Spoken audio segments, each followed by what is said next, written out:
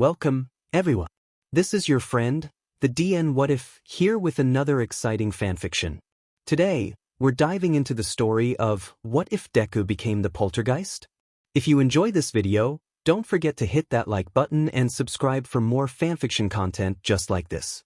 Now, let's get started with the fanfic. Izuku's POV.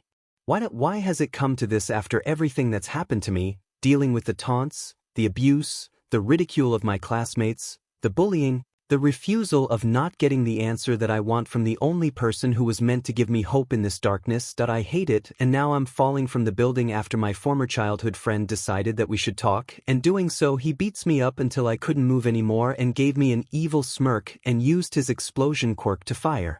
Point blank to the chest. This made me get pushed back and also falling from the building, and he'd just laughed the pain I didn't care about, that I only felt anger, distaste, frustration, hatred. I despise this corrupted society, and I didn't as well ain't going go die here.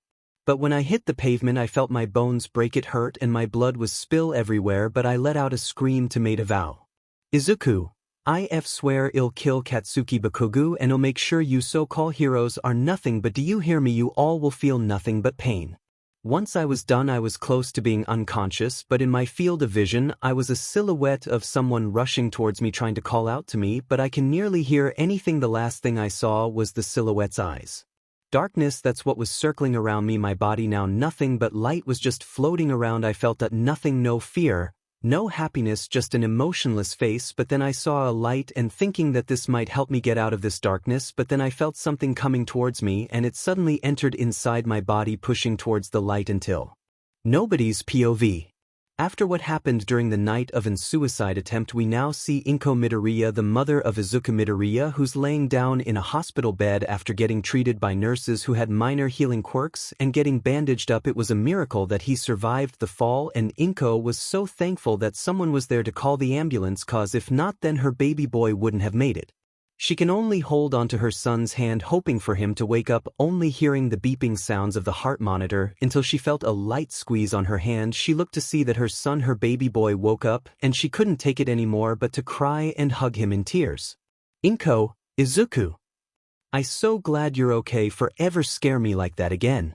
Izuku can only let his mother continue crying, but he felt nothing, no emotion whatsoever on his face, and this made his mom worry. Inko, Izuku, please tell me you're okay. Izuku looked at his mom and just nodded. Izuku, don't worry mom, I'll be fine. But he said with no emotion, just a simple tone that felt like he was done with this world and wanted it all to end. Before she can worry fro him more, the door opened and the person who entered was the person who called the ambulance. Izuku looked at this person, and when he saw those eyes he knew. Izuku, you were the one who saved. I'm very thankful. He said it while bowing his head. Well, it's the least I can do. This person spoke to Izuku the same manner. With no emotion. Inko, this feels like I should go and see if Izuku can be himself. Inko decides to excuse herself and thanking the person for what she did for her son and left. Well, let me introduce myself. My name is Reiko Yanagi. The name Reiko Yanagi. She has chin length, pale gray hair, parted to the left, hanging down over her eye and obscuring the majority of the left side of her face. She has dark bags under her blue eyes, and a small mouth with full lips. Her hands are usually held up as high as her elbows, with her hands draped down, this gesture being somewhat connotative of a ghost. Her hands are usually held up as high as her elbows, with her hands draped down, this gesture being somewhat connotative of a ghost. Izuku then introduced himself as well, feeling that he wanted to know something. Izuku, tell me, do you believe in ghosts? Reiko wondered why he asked her that, but she can say that she wants to believe that they exist, which made Izuku wonder why he even asked that question, and the answer was simple. He felt a connection on the other side, and so the two of them continued talking, getting to know each other more. Unfortunately, they didn't know how late it was, and one of the nurses told her that it was time to go, making Reiko to give Izuku her phone number, and he did. The same, that way they can talk more. It's been about 2 weeks since Izuku left the hospital, and he's now at home sitting in a lotus position. His mom wasn't home, so he had the apartment for himself. The reason why he's not at school is because of, number 1, he's smart enough to be able to get into any hero school, and number 2, he doesn't care. He doesn't care anymore, but he tries to show as much for his mom, which she appreciates. Izuku still felt that when he was unconscious he somehow was connected to something more, so when he opened his eyes, he looked to see his body. He was shocked at all and just floated towards his body, seeing that it was still breathing. Izuku, this is something, being able to bell ut of my own body and become a spirit or ghost. So this is the power I have been bestowed upon. Katsuki Bakugo, your words made me gain a power that is not a quirk but something more powerful. Izuku decided that to go back into his body and grab his notebook, only this time it was a brand new one, and on the first page. Ghost Theory. User, Izuku Midoriya. Izuku eyes all shined until it went dim and started to write. Izuku, my emotions are locked, but I still feel a bit of resentment towards my idol and other heroes who are corrupted in time. I'll see if they can change, if not, they will be haunted by me for all eternity. Nobody's POV. While mediating, all Izuku can think about is the powers he have in his arsenal. Elemental manipulation, controlling the elements of water, earth, fire, air and sub-elements. Immortality, endless life and he stops aging. Ghost manipulation, user can create, manipulate and destroy ghost specters and their energies. They can induce fear into the hearts of others, use spirits to cause great chaos and control the souls of others when they are dead. Soul energy constructs. Users can turn soul energy into tools, objects, weapons and other items, create semi-living constructs and/or create structures, buildings of varying permanence. Soul restoration. The user can restore and return souls to those who have lost them by various means. Soul speed. User can partially project, detach their astral soul spirit and move it to a different place with their physical body, following in almost an instant. Empathy. The user can fully interpret the emotions, moods, and temperaments of others without reading apparent symptoms, allowing them to understand introverts or discover one emotion is actually hiding another. They can attack someone in a personal and emotional way since they know exactly what emotion is flowing through themselves and can use this knowledge to play against them. Spirit reading. The user can perceive and read the souls, whether free or in body. They can study and observe the nature of one's soul and find weaknesses based on the nature of the observed souls. By reading souls, the user can feel the being's characteristics, personality, feelings, memories, whether they even have a soul, damage others' souls have endured. Soul mutilation. Users can inflict an enormous level of agonizing damage to the soul of an opponent, which not only damages the spiritual being of an opponent but their physical form as well. The damage this ability deals out to the soul is permanent and may kill another living being, with potentially destroying the victim's soul in the process. Healing. Users can restore biotic organisms to their optimal health, curing damaged or withered organisms, wounds, broken bones, low vitality, and diseases. Poisoning. Reincarnation. The user is capable of surviving and escaping death by being reborn in the body of another or possess a body that was just born. If they reincarnate by possessing another body, they gain the physical capabilities of the host, but also the drawbacks and potentially the social connections as well. Divided mind. If the personalities are distinct from each other. Past life awareness. User retains all memories, experience, wisdom, skills, knowledge and powers of their past lives. Past life power access. User can access any powers they had in their former lives. Death sense. The user can sense the coming of death, determining when someone is dead or dying or if others have died in a specific location. Resurrection. The user can bring oneself and others back to life. Meta-resurrection. User can resurrect themselves or others regardless of what has happened to them, including whether or not they are erased, destroyed, disintegrated, non-existent, removed, denied, negated, etc., in mass levels if necessary. No matter the condition state of the target, they can be perfectly revived every time without fail. Also, this power cannot be removed by any means. Telekinesis. The user is able to move small to large objects and be able to float and fly at increased speed with their mind. Possession. User can inhabit or take over the body of other beings, whether sentient or not, by stealing their motor functions and senses. Users may or may not have to leave their own body for this to take place. Voice manipulation. The user is freely capable of manipulating their voice, allowing them to control their voices to imitate sounds of creatures such as animal noises and explosions or increase or decrease the tone of their voice. Enhanced Scream. The user is able to shout so loud that they can blow away or break objects with their ferocious vocal cords, which can cause vibrations. They may also be able to emit a roar strong enough to damage hearing, cause fear, or paralyzation. The force caused by the roar may even cancel out opposing attacks. Paralysis Inducement. Users can immobilize the target completely or partially, causing them to be left without movement and sensation. Making motor functions and muscle movement unavailable, the victim may freeze on the spot or crumple to the ground. Voice Projection. The user can make their voice come from somewhere else, even great distances or somewhere where the user isn't physically present.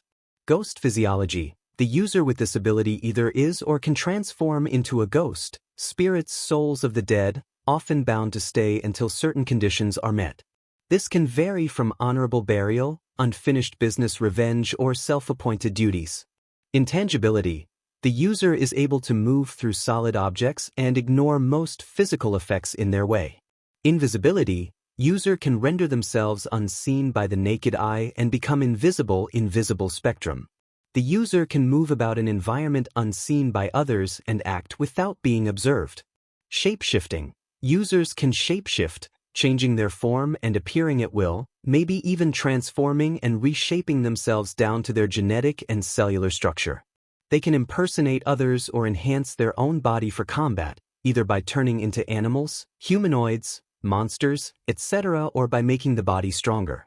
Unfortunately, he won't be able to use them on the spot and needs to train his body and also his mind to be able to use as much of his powers as he can. The only powers he can use: Ghost Physiology, Telekinesis, Intangibility, Immortality, Invisibility, and Possession. These are the only powers that seem to cause less damage on his body and also his spiritual form. He continued being homeschooled and having as much time to talk with Reiko, and not only that, but during times when he walked around he sees the makeshift of spirits floating around, and there were times when he talks to them and listening to their story. This continued for more than 2 months from now, and we see Izuku helping to prepare dinner with his mom, saying that they will be having guests coming in soon. Izuku just nodded and continued setting the table. After that he started floating using telekinesis. Inko. Izu, I know you're happy new that you have your quirk, but please try to use it to a minimum. Izuku only nodded and landed back onto the ground. Izuku, who still felt no emotion, heard the sound of the doorbell, so when he went and opened it, he suddenly felt anger for just a split second. Hey Izu-chan, it's nice to see you again. I hope you're doing okay. The person was Mitsuki Bakugos, who's friends with Izuku's mom since high school. Along her there was her husband Masaru Bakugos, who was a bit nervous but greeted Izuku with a smile. But the last person who was there, the one who made Izuku's life a living nightmare and caused him to die, was none other than Katsuki Bakugos, who was glaring at Izuku. But Izuku, he only had an emotionless face. Izuku, it's nice to see you again, auntie. Uncle, why don't you come in? This image does not follow our content guidelines. To continue publishing, please remove it or upload a different image. Izuku, it's nice to see you again, auntie. Uncle, why don't you come in? With that, Izuku let them inside while walking towards his mom, who then greeted the Bakugos. Mitsuki went to Inko and wanted to catch up with her, while Masaru and Katsuki decided to take a seat on the couch to wait, while Izuku can only just walk to where his mom is. Izuku was quietly enjoying his meal while ignoring the glares from Katsuki. This image does not follow our content guidelines. To continue publishing, please remove it or upload a different image. Izuku was quietly enjoying his meal while ignoring the glares from Katsuki. The parents of the two simply don't know the tension between the boys and continued talking until it was late. Izuku, who was now outside looking at the stars, was suddenly grabbed by the shoulders. Katsuki, how the hell are you still alive? Izuku just ignored him, making him said, Katsuki, I am talking to you, you're din nerd. But he didn't get what he wanted. Instead, he was suddenly pushed back and hit ground hard, making him groan in pain. But then he was suddenly pulled in the air and feeling like something was choking him. When he looked at Izuku, all he can see was his lifeless eyes and something spilling from his head. But he didn't get what he wanted. Instead, he was suddenly pushed back and hit ground hard, making him groan in pain. But then he was suddenly pulled in the air and feeling like something was choking him. When he looked at Izuku, all he can see was his. This image does not follow our content guidelines. To continue publishing, please remove it or upload a different image. Izuku, you're nothing but deadweight Katsuki. Izuku then smiled bit. This smile made Katsuki afraid and wanted to leave bit. Then he was suddenly let go and catching as much oxygen as he can. When he heard his mom calling him, he turned to find that Izuku wasn't there anymore, so with enough strength he walked towards his parents. But when he turned back, he started to sweat when he saw Izuku looking straight at him and having a silhouette behind him. When he heard his mom calling him, he turned to find that Izuku wasn't there anymore, so with enough strength he walked towards his parents. But when he turned back, he started to sweat when he saw Izuku looking straight at him and having a silhouette. This image does not follow our content guidelines. To continue publishing, please remove it or upload a different image. Izuku, soon I'll have my way to end you, Katsuki. Izuku's POV. After that eventful night with the Bakugos and seeing Katsuki again, I'm walking around the park with Reiko, who was telling me about the supernatural with me, enjoying her taking about it. But then she suddenly stopped and told me we should get something to eat, which I agreed on. After that we took a seat on a bench enjoying the sounds of kids playing and the background music. Reiko, hey Izuku. I turned towards her, shrugged her my emotional face. Reiko, have you ever thought about becoming a hero? It's okay if you don't want to answer if it makes you uncomfortable. I continued staring at her until I decided to give her my answer. Izuku, honestly I don't think I want to make an attempt to become a hero. Reiko was a bit worried and held my hand, making me tighten my hand on hers. Izuku, after all that's happened to me at my old school, that the mocking, the bullying, the torment and having false hope, that I don't think I ever want to deal with. I suddenly stopped and felt a large amount of people who are about to die. When I looked forward and felt the pain that was going to be inflicted on these people, I let go of Reiko's hand and looked at her. Izuku, I need to stay here, I'll be right back. Reiko, is something wrong? I just said everything's fine and gave her a kiss on the cheek, making her suddenly blush, but before she can say anything I was already gone.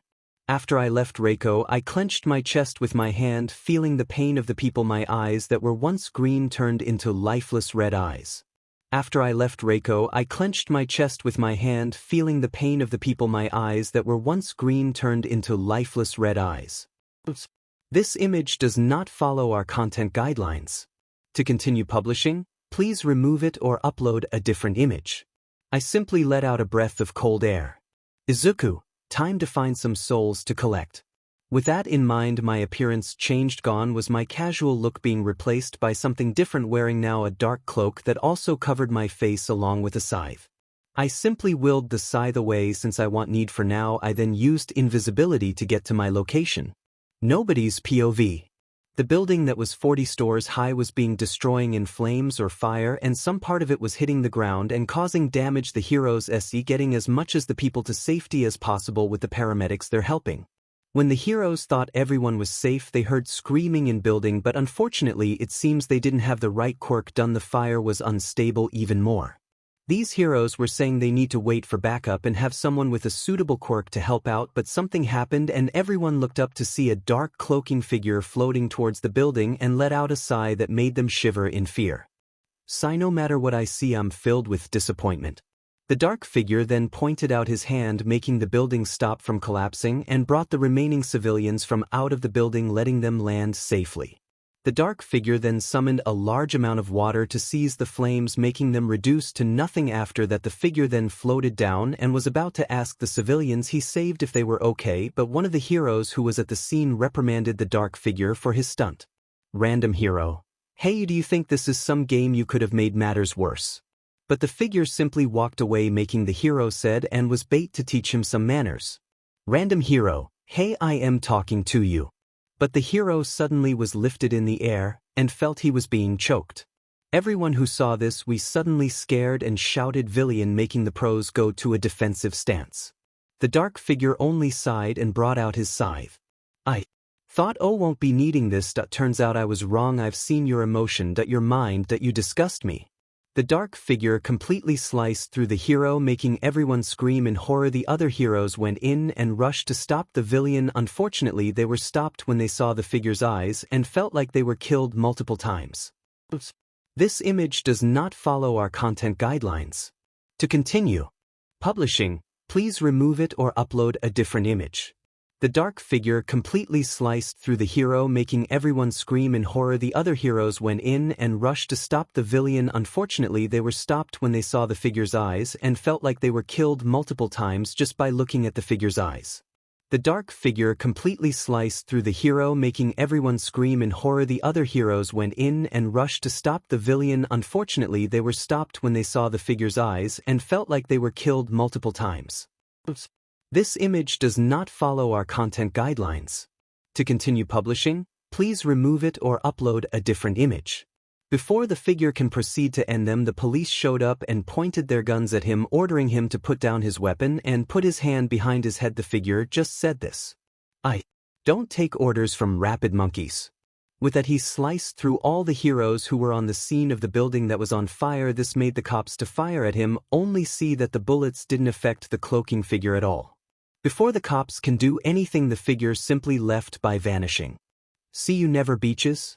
The cops were shocked what happened, and when the other heroes came, they were horrified what they were seeing.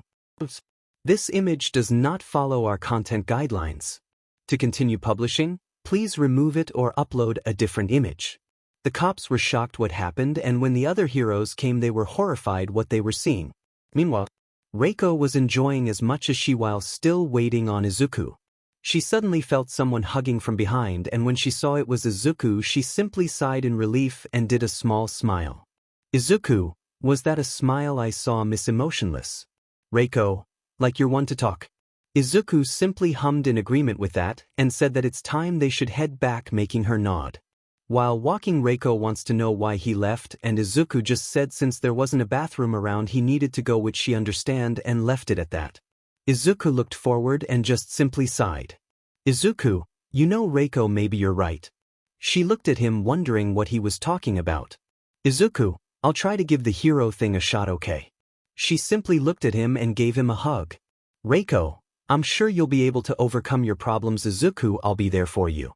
Izuku simply nodded with his eyes turned red yet again. "Izuku, I won't be a hero, rules be dim, and I have my reasons for being here on this godforsaken world. I'll be waiting for you, All Might. Kachin, I'll kill you both and no one is going to stop me. No one. Izuku's POV. 8 months has passed after my debut as the one who killed those pro heroes. During those 8 months I've been training my physical body while on a beach filled with trash. Reiko sometimes meet me there, but she couldn't spend as much time with me since she still needs to study while I also do the same. The people dubbed me as death itself, and I've done this for months now, killing the ones who don't deserve a second chance, taking away their souls and destroying them.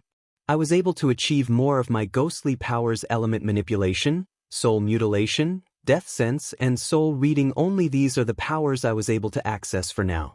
The pros were finding it hard to track me down as my other self setting traps for me, which were idiotic. They thought they can stop me when they know what I can do, but I'll give them credit for not giving up, which is a waste of time. I simply sighed and looked at the building, which is you. Before I would have been excited, but now that I feel nothing but disgust. Reasons well, being around so many ungrateful humans whose souls should be extinguished right now just makes me want to turn back and head back home, but unfortunately my mood just turned sour even more. Get out of my way, Deku, if you don't want to be set on fire. The one and only Katsuki Bakugo walking towards me like he owns the place. When he got close to me he glared. "Bakugo, you better have your tail between your legs, nerd, cause I'll make sure you'll regret trying to compete with me." After that he left, making me think on something that should have been taken care of for so long, but before that I turned just in time to see someone that was about to hit the pavement, so I used telekinesis and stopped the person from falling and making that person float towards me and landed on their feet. "Izuku, that would have been a nasty fall for you if I didn't help," I said with no emotion at all, and just stating at this person who was a brown-haired girl who was short with a slender yet curvaceous figure. She was fair-skinned with a perpetual blush on her cheeks. Her eyes are large and round, their irises a warm auburn brown, with rather thick upper eyelashes, two longer and more prominent ones protruding outwards on either side and fewer but more individually pronounced lower eyelashes at shoulder length and about the same color as her eyes. Her hair is bobbed and curved inwards at the ends, two longer clumps taking the same shape on either side of her face, and short bangs that reach roughly a quarter of the way down her forehead. "Oh, thank you for saving me from a bad omen, but I have to go. I'll see you in the exams. Bye." She said this while waving at me with a bubbly smile, making me feel something towards her. Izuku, her soul is so innocent, so filled with light, just like Reiko's. And speaking of Reiko, she suddenly wrapped her arms around me from behind, making me look at her and seeing her emotionless expression. "Reiko, it's nice to you're having a moment with a random female Izuku." "Izuku, do I sense jealousy?" Reiko just let go and walked toward the building, making me wonder, was there something I said? After the written exam was over, I and everyone else were taking their seats in the auditorium. To me, I was trying to listen, but hearing the pro-hero present Mike explaining about the practical part of the exam was making me feel drowsy, making me think, when will this end? Unfortunately, someone decided to interrupt Mike's explanation. One of the examinees got out of his seat questioning about how UA is a disgrace to be making a mistake for the pointers. Then he turned towards my direction. "And also you with the curly green hair, can't you sit and just be quiet? You're distracting the others because of your lack of sleep. If you think UA is some pleasure jaunt, then leave this place at once." To me that was just sad. I just looked at him without a care in the world and staring at his very soul. So tainted. I only glared at him, making him go pale, until Mike talked about the 0-pointer, which is worth 0 points, was just a gimmick, making the blue-haired young man to take his seat, but to me I only continued glaring at him. After that, everyone went on their way to take their practical test. To me this was just a waste of time, but I promised Reiko that I'll try for once. Then I felt that same feeling and I looked to see the same brown-haired girl that I saved. When I was about to walk to her, I stopped and turned around to see the same person who accused me. That girl seems to be trying to concentrate. Are you here just to sabotage her? I was really not in the mood, that my body was about to change. "Izuku, now listen to me." The boy suddenly got tensed when he heard my voice and saw my eyes changing color. "Izuku, I am not in the mood, so why don't you get off your high horse and leave me alone?" I turned around and was about to head towards the girl, but unfortunately when I saw the doors opened, I just sighed and ran forward. The other examinees questioned why I ran and thought I'm going to be disqualified. Unfortunately, when they heard from present Mike that there isn't any countdown, they panicked and started running, trying to get as much points as they can. With me, I was just floating in the air since I've already ended a couple of pointers, which makes my score is about 69 points. I didn't exactly care if I didn't make it to the hero course, I just wanted to get this over with. I looked to my left to see one of the cameras and I just glared. "Izuku, just get this over with so I can finally end those two once and for all." Before that I heard an explosion, making feel worried for some reason. Nobody's POV. Meanwhile, inside of the control room, a strict time limit and a vast battleground. Nothing quite like it to bring everyone's ardor into the open and uncover their skills.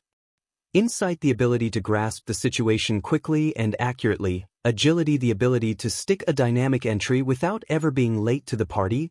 Judgment, the ability to face any obstacle with coolness and composure. And of course, sheer fighting prowess. We can gauge their respective levels of those foundational skills by way of the point system. Oh my, we've raked in a bumper crop this year. We can't be sure of that yet. The thing to really test their mettle is this. Once the button was pressed, out came the gimmick that was the 0-pointer. One of the judges looked at one of the cameras to see an examinee looking straight at them, making them curious until the examinee left. Interesting. Izuku's POV. Hearing the sound of something big, I looked away from the cameras to see the 0-pointer. Izuku, how much did they use to get this, I wonder? I started floating down and landed on the ground, seeing the other examinees panicking and running away from the robot. To me, I didn't move not one bit. The reason for that is simply the same girl who I met was trapped and was calling for help. No one didn't hear her, or simply put, they didn't care. I started walking towards her, and this caused the other examinees to yell at me, saying it's dangerous, while the judges were wondering what I'm about to do.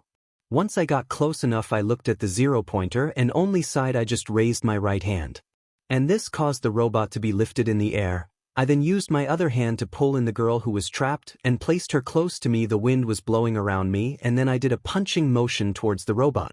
And this caused the robot to be lifted in the air. I then used my other hand to pull in the girl who was trapped and placed her close to me. The wind was blowing around me, and then I did a punching motion towards the robot. This image does not follow our content guidelines. To continue publishing, please remove it or upload a different image, making it be blown away and turn into nothing but scraps, which caused sparks to form and an explosion that commenced. The heat from the robot started to spread, so I decided to condense it in a small scale until it simmered down. The destruction caused a crater to form.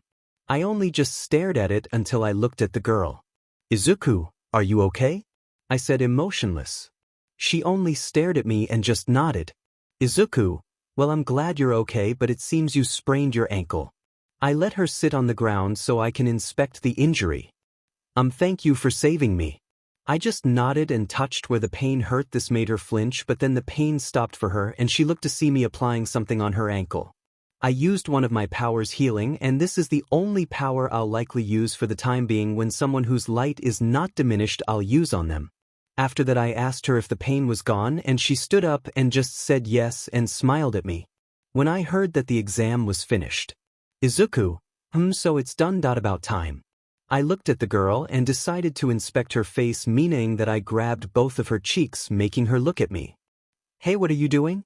I just continued touching her cheeks and playing with them, making her blush.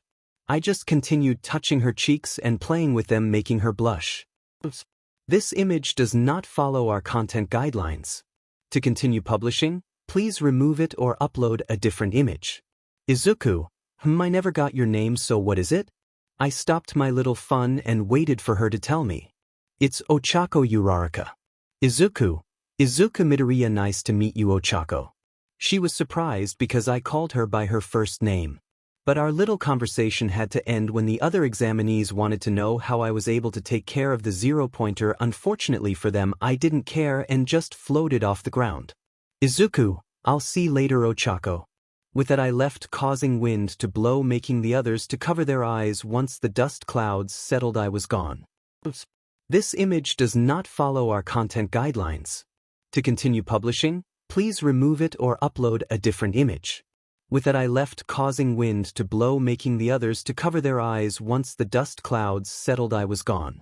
Nobody's POV. With the end of the exam, Izuku was finally able to leave, but before he had to wait for Reiko, so he leaned on the wall and looked at the clouds in the sky.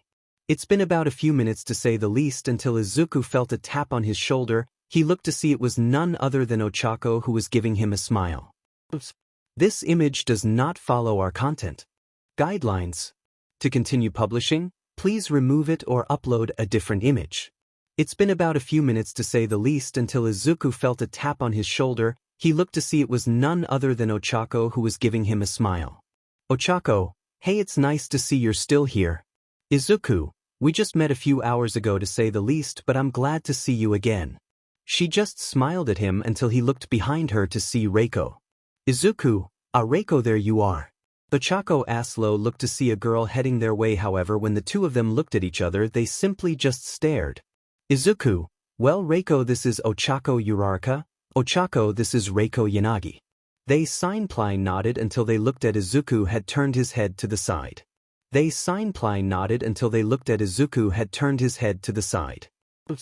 This image does not follow our content guidelines. To continue publishing, please remove it or upload a different image. The two girls simply looked away and just said that they should go. With Izuku, Ochako and Reiko all waked together to the train station and went their separate. Before that, Ochako gave Izuku her number and he did the same, and even though they just met, the two girls gave each other their number as well. Now we see Izuku on the beach that was once a trash heap after freshening up at home. Izuku simply looked at the waves and then manipulated the liquid of salt water to come to him. Then he formed fire to make it spiral around the liquid. Then he formed air currents and finally small pebbles of earth. He looked at it and said nothing. No matter how much he wanted to, he couldn't feel anything. He can show his smile to his mother anymore. He might not be able to even feel any emotion to begin with. He just sighed and turned off his manipulation, casing the elements to hit the sand. "Izuku, I wonder once I'm done. What will happen after that? Izuku didn't know how to feel about this and just stared out to sea. Izuku's POV. It's been 3 days since the UA entrance exam, and in those 3 days I've only been practicing my elements, but only the 4 basic elements: fire, earth, water, and air. But I know there's one more basic element of nature, and that is space. Unfortunately, that one element will likely end me if I use it, so when the time comes I'll use it as a last resort, to say the least. Right now I'm at the beach once again, enjoying the waves and the sound of the birds. Being at peace for once was nice, but unfortunately it had to end. With a sigh I got up from the sand and started walking. Nobody's POV. Please no, I'll give you anything. Money, right? You want money, right? Just please don't kill me, please. However, this person was split down the middle, their blood sprayed at the alley and flowing on the ground and on the walls, along with the other bodies that were cut into pieces. However, this person was split down the middle, their blood sprayed at the alley and flowing on the ground and on the walls, along with the other bodies that were cut into pieces. I don't care, your soul has already been darkened, pathetic human. Izuku, now in his Reaper's mode, removed the remaining blood from his scythe. Izuku, that's about .25 I've killed now. Izuku simply floated away since it was getting dark. He wanted to find more since he decided to destroy their very soul without a care. He landed on top of a building, his cloak flapping in the wind while gripping his scythe in his right hand. He waited until an object fired at him, but he just let it happen and let it phase right through him. Izuku just simply turned his head. Reaper, the underground hero, Eraserhead, I presume. And he was right, with Eraserhead now here with his support item ready to strike and glaring daggers at Izuku. Before Izuku can say anything, he was suddenly incapable of moving because of blocks of cement from the hero Cementos, but Izuku simply phased through, not caring for how surprised the two heroes are. Reaper, you can't capture me, so what's the point of this? I kill the souls that don't deserve redemption. Izuku just started to turn away, but Eraser wasn't having any of that and made an attempt to attack. Izuku let it happen and got punched to the face, but he didn't move from his spot and only looked at Eraser with his eyes. Izuku let it happen and got punched to the face, but he didn't move from his spot and only looked at Eraser with his eyes. Reaper, your soul, foolish human, you can't save the people you care about. Don't destroy a person's dream, it will be your downfall. Izuku was about to slice Eraser in half, but a loud sound stopped him, so he pushed Eraser for him to get hit with a blast, rendering him unconscious. Eraser? Izuku just looked to see another pro coming towards him, and not only him but more are coming as well. Reaper, no matter how many pros, and to show it will be meaningless, you all will lose. They heard this, they felt anger that this person was so cocky, but when they saw him look at them they felt like they've died more than 100 times just from his stare. They were about to attack, but when Reaper snapped his fingers, black chains sprang from the ground and a single chain stabbed them all through the chest, but they didn't see their blood. Reaper, you're not going to die yet, all of you aren't ready. Tick will come, I'm only paralyzing you all with my chains. Reaper simply floated until he flew away. This caused the chains to be removed, but the heroes were still unable to move. With Izuku, he was still in the air until he heard a voice that almost made him lose control. Haha, we finally meet villain. Izuku looked and saw the person who was the reason for feeling this way, a person who crushed his dreams and the person who will cut down. Reaper, it's time for you to die, All Might. With that, Izuku flew towards the number 1 hero with All Might getting ready to fight. Nobody's POV. The battle between Reaper and All Might continued, with All Might throwing punches at Reaper, who just let it phase right through him, but Reaper did let All Might land some hits just for the fun of it. But All Might knew that Reaper wasn't even trying, and he was right when Reaper decided to go for a punch. It connected, making All Might get hit to the face, but Reaper wasn't done yet and continued giving him blow after blow, making All Might get pushed back. Reaper, pathetic hero, you're nothing but a nuisance, someone who should have been dead so long ago. All Might tried to land a punch, but Reaper simply stopped the attack and looked at him, and what All Might saw almost made him scream in fear. All Might tried to land a punch, but Reaper simply stopped the attack and looked at him.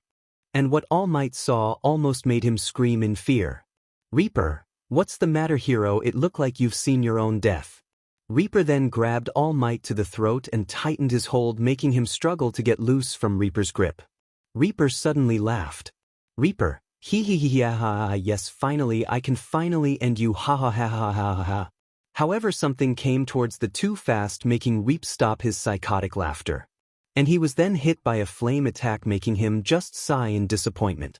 Reaper, do you really think a little fire can stop me endeavor? Reaper simply let go of all might, making him hit the ground below and coughing from the pain. Reaper looked down towards Endeavor and just glared, showing him a sinister smile. Reaper looked down towards Endeavor and just glared, showing him a sinister smile. Reaper brought down his scythe and pointed it at Endeavor. When Endeavor got ready and went to fire another attack, he then saw Reaper vanished, making him go on high alert until it was too late and felt the pain of something stabbing him through the chest. When Endeavor got ready and went to fire another attack, he then saw Reaper vanished, making him go on high alert until it was too late and felt the pain of something stabbing him through the chest. This causes him to cough up blood and hit the ground, going unconscious. All Might saw this and was in shock.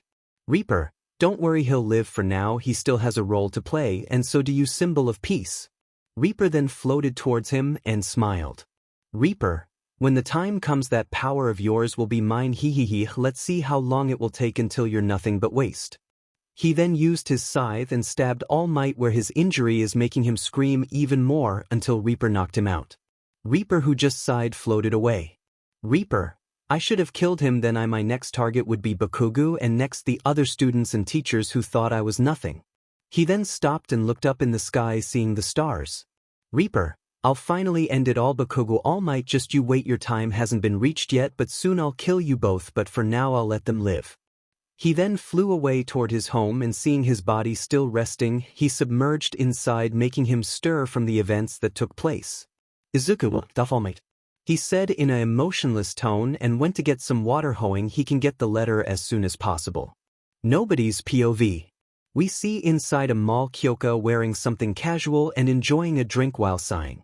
Thinking about how her parents wished her a happy birthday, which was embarrassing, but it made her smile, but she couldn't think of saying anything to her friends about her birthday after dealing with a lot of stuff at school. Thinking about how her parents wished her a happy birthday, which was embarrassing, but it made her smile, but she couldn't think of saying anything to her friends about her birthday after dealing with a lot of stuff at school. She was then lifted up in the air, which made her surprise until she saw the one who was the culprit. Kyoka, Midoriya? Izuku, who was in the air wearing comfortable clothing, was only looking at her without any emotion, just floated in the air until they landed on a stage where everyone was watching. Was only looking at her without any emotion, just floated in the air until they landed on a stage where everyone was watching. Izuku, I would like to say something to a very wise special someone. Izuku then looked at Kyoka and gave her a smile which made her blush. Izuku then looked at Kyoka and gave her a smile which made her blush. Izuku, happy birthday, Kyoka, and to celebrate, Izuku used his power to bring forth 2 microphones and giving one to Kyoka. Izuku, I'd like for us to song together if you don't mind. Kyoka can blush but also smiling at Izuku. With that they started up the song, and Kyoka was wondering how well Izuku can sing. Kyoka started making the audience amazed by her singing. Kyoka, I love it when you call me señorita. I wish I could pretend I didn't need ya. But every touch is it's true law. Ooh, I should be running. Ooh, you keep me coming for ya. When it was Izuku's turn, the audience and even Kyoka were known away by his voice. Izuku, land in Miami. The air was hot from summer rain. Sweat dripped off me. Before I even knew her name, it felt like, sapphire moonlight. We danced for hours in the sand. Tequila sunrise, her body fit right in my hands, It felt like, Izuku, Kyoka, I love it when you call me señorita. I wish I could pretend I didn't need ya. But every touch is it's true law. Ooh, I should be running. Ooh, I love it when you call me señorita. I wish it wasn't so dim and hard to leave ya. But every touch is it's true law. Ooh, I should be running. Ooh, you keep me coming for ya. The two of were in sync and were facing each other until it was Kyoka's turn to song by herself. Kyoka, locked in the hotel. There's just some things that never change. You say we're just friends. But friends don't know the way you taste, 'Cause it's been a long time coming. Don't you let me fall. Ooh, when your lips undress me, hooked on your tongue. Oh, love, your kiss is deadly, don't stop. Izuku, Kyoka, I love it when you call me señorita. I wish I could pretend I didn't need ya. But every touch is It's true law. Ooh, I should be running. Ooh, you know I love it when you call me señorita. I wish it wasn't so dim and hard to leave ya, so dim and hard to leave ya. But every touch is ooh. It's true lala. Ooh, I should be running. Ooh, you keep me coming for ya. All along I've been coming for ya, for you. And I hope it meant something to you. Call my name, I'll be coming for ya, coming for you. Coming for ya, coming for you. For ya. For ya? Oh, she loves it when I call her. For ya. Ooh, I should be running. Ooh, you keep me coming for ya. With song ended, the two of them got in close, letting their bodies take control, shared a kiss, making the audience roar in cheers and applause. When they ended the kiss, Kyoka can only blush and rest her head on Izuku's chest, feeling content and happy. Izuku, happy birthday Kyoka, now come when I gotta take you to the party. Kyoka, party? She said it while looking at Izuku, who just gave her a small smile. Izuku only lifted her up from the ground and putting her in a princess carry, making her blush even more. Izuku, don't worry, you'll love it. And then he footed up in the air with the two of them. Waving goodbye from the audience, not knowing that their duet was being uploaded to the internet, but they'll another day. Kyoka, this is by far the best birthday ever. Izuku's POV. I can only sigh in content while relaxing in the bath, thinking about my late night activities, with me finally ending the ones who ridiculed me in junior high, ending them, the students, the teachers, hell, I even ended my former classmates' parents because of what I've seen through their minds. It made me sick just thinking about it.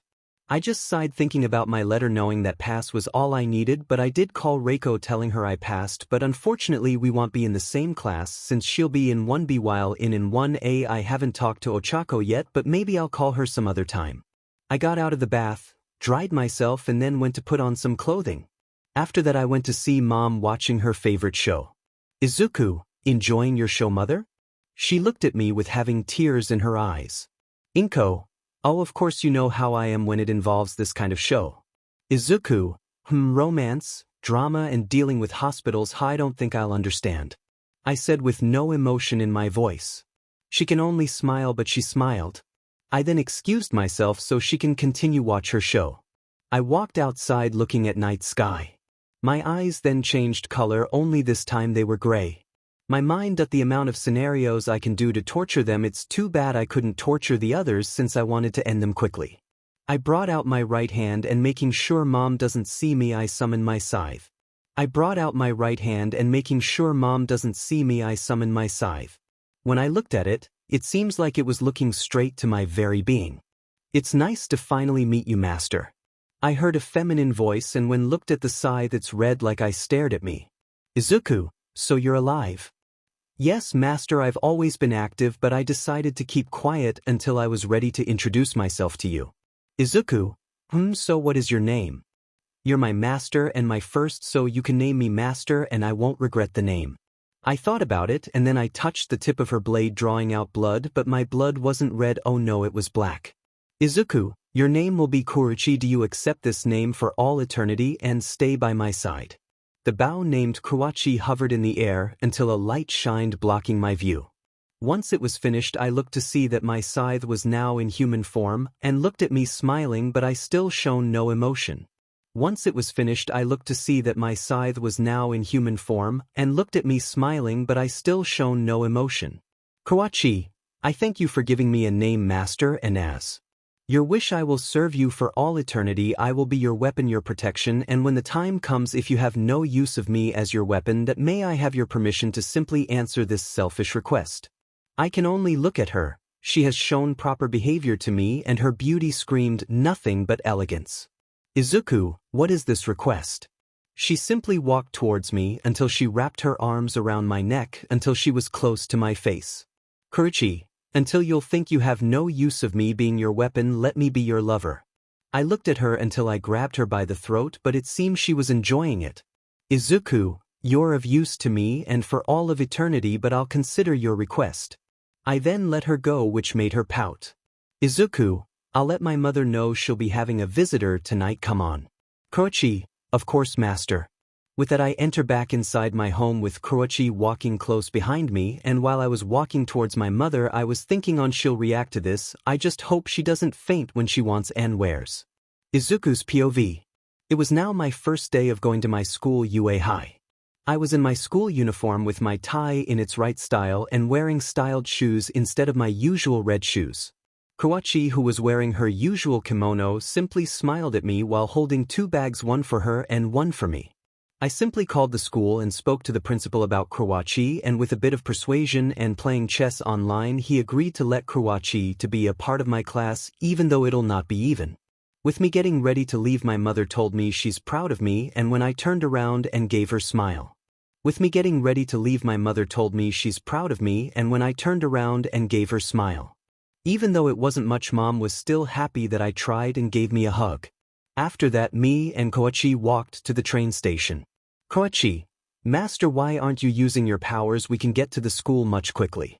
Izuku, I know that, but a friend of mine will likely be taking the same train with us, so I need to see her. With that out of the way, the two of us continued walking towards the train station until we found our train and hopped in. It didn't take long for me to spot my friend, but when I saw her, she looked uncomfortable because someone was getting too close to her and was about to do the unthinkable. But unfortunately, he was stopped when his hand was grabbed by me, and I simply glared at him. Izuku, if you don't want your hand to be broken and fed to the dogs, I kindly ask you to step back from the girl. The guy simply nodded his head, and I let him go so he can walk away from me, but I know I'm not done yet. He'll die soon. I looked down to see my friend, who simply blushed and thanked me for what I did. Izuku, you should have used your power on that guy Ochako. Ochako wanted to protest and said it'll be illegal, but I simply brought her into a hug, making her stop talking. Izuku, I'm glad you're okay. She simply sighed in content at my affection, but she looked a bit when Kawachi came close to me by holding my arm and hugging it while smiling at Ochako. Kawachi, well now, Master, I did know you had feelings towards this friend of yours. Ochako simply looked at me, wanted to know who this person is, and I just simply sighed.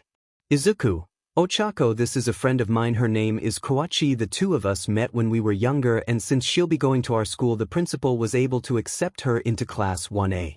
I lied to make sure my weapon doesn't sprout out anything that will lead to misunderstandings.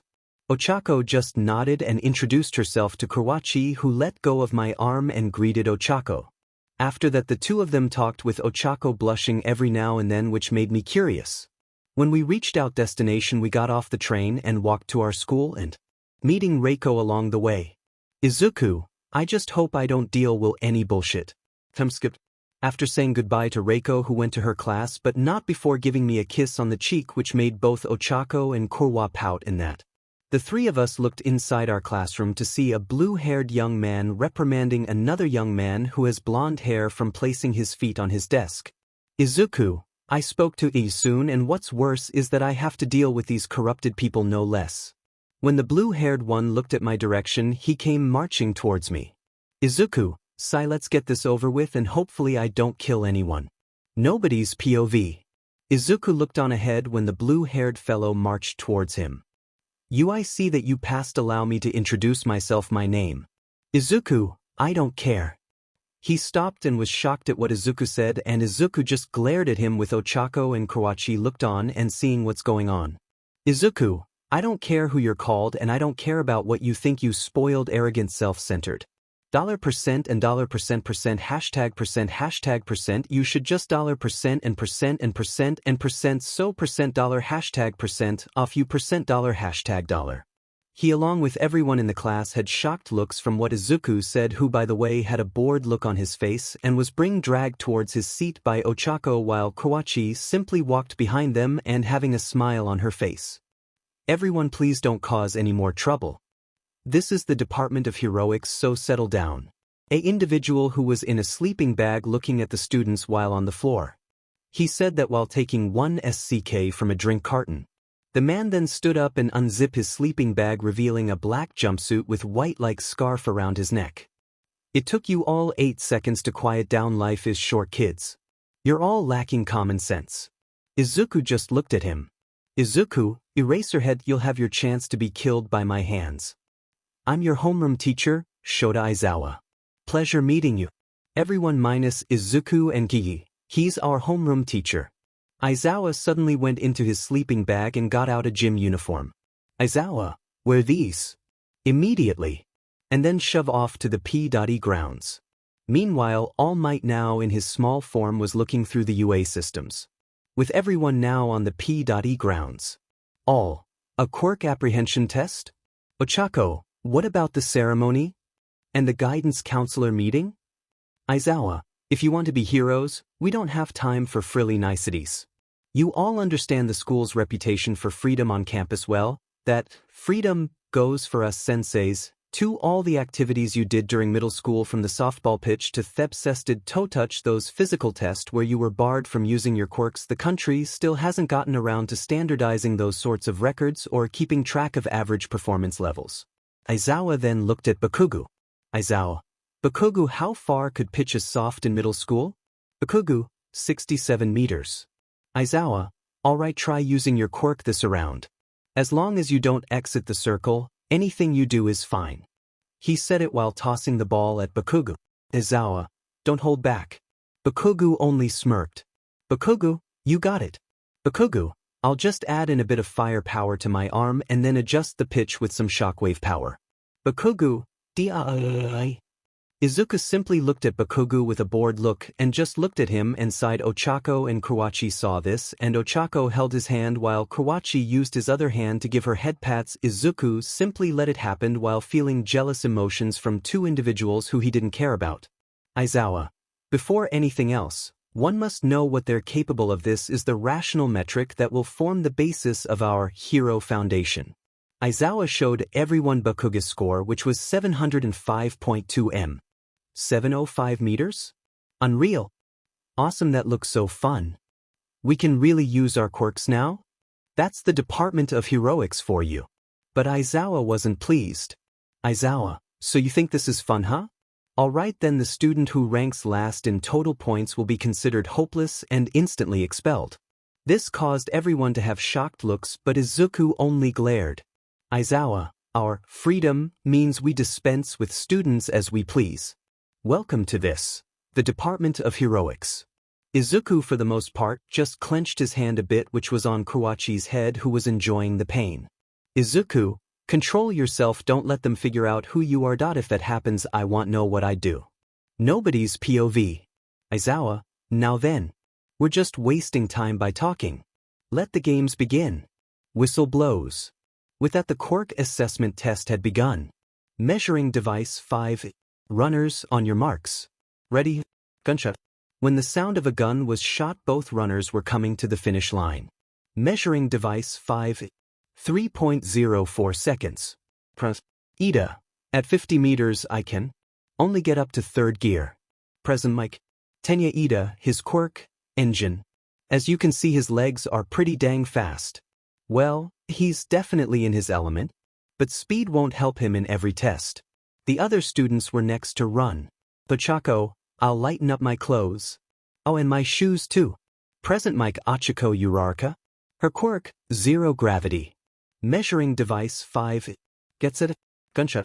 Present Mike. She can nullify the gravitational pull of anything she touches.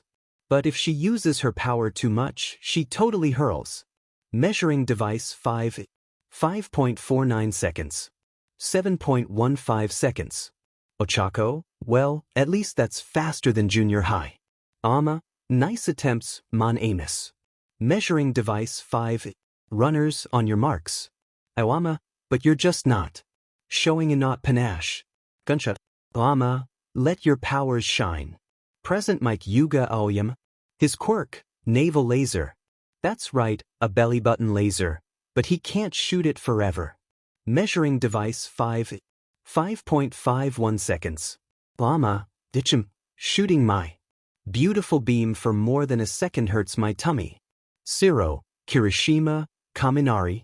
Ashido, Aizawa, what a tool. Aizawa, testing the upper limits of their powers helps me assess their room for growth. It becomes clear what they can and can't do. Their true potential. When Aizawa said this, Izuku was busy looking forward at the track with his so-called challenger on right side.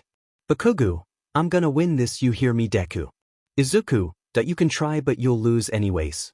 Measuring device 5. Runners, on your marks. Ready? Gunshot. Aizawa, sometimes pros have to be creative in order to succeed. Bakugo, burst speed. Measuring device 5. 2 seconds. 4.13 seconds. Present Mike Katsuki Bakugo. His quirk, explosion. Bakugo, my power has more uses than anyone else's in.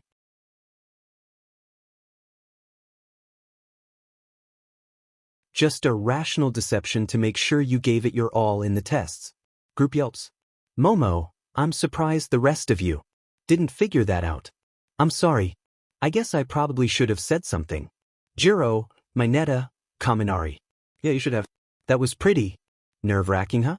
Nah, I'm always down for a challenge. Aizawa, that's it. We're done for the day. Pick up a syllabus in the classroom, read it over before tomorrow morning. Aizawa. Midoriya. Izuku looked at Aizawa for a second and then went on his way, making Aizawa sigh in frustration. Aizawa, this kid is nothing but a problem. Aizawa, that was a rotten move. Aizawa, All Might. So you were watching .no talk shows today? All Might, a rational deception. That's cute, but you're not exactly known for being lighthearted. I read your file. Last year you expelled an entire class of freshman students. You have no problem kicking students out. Anyone you deem unworthy. You were planning to send last place home. So that can only mean that you see it too, don't you, that young Midoriya is hiding something. Aizawa, what is this about? It almost sounds like you've been in his corner the whole time. All Might. Aizawa, isn't it a little early for you to be playing favorites? He doesn't have zero potential, I admit. In fact, it's almost like he's deliberately holding back his power. With that, he went on his way, leaving All Might to think, not knowing he was being watched by Koichi. Koichi, sigh, what a waste of a hero. We now see Izuku and Koichi heading home. Achiko, hey. Wait up, you two. Are you going to the station? I'll join you guys. Izuku, I don't mind at all. This made Ochako smile at him, making a loving atmosphere around the two of them. Were you going to leave me behind, Izuku? The sudden voice brought Ochako to see Reiko there looking at Izuku, giving him her emotionless stare while he was doing the same.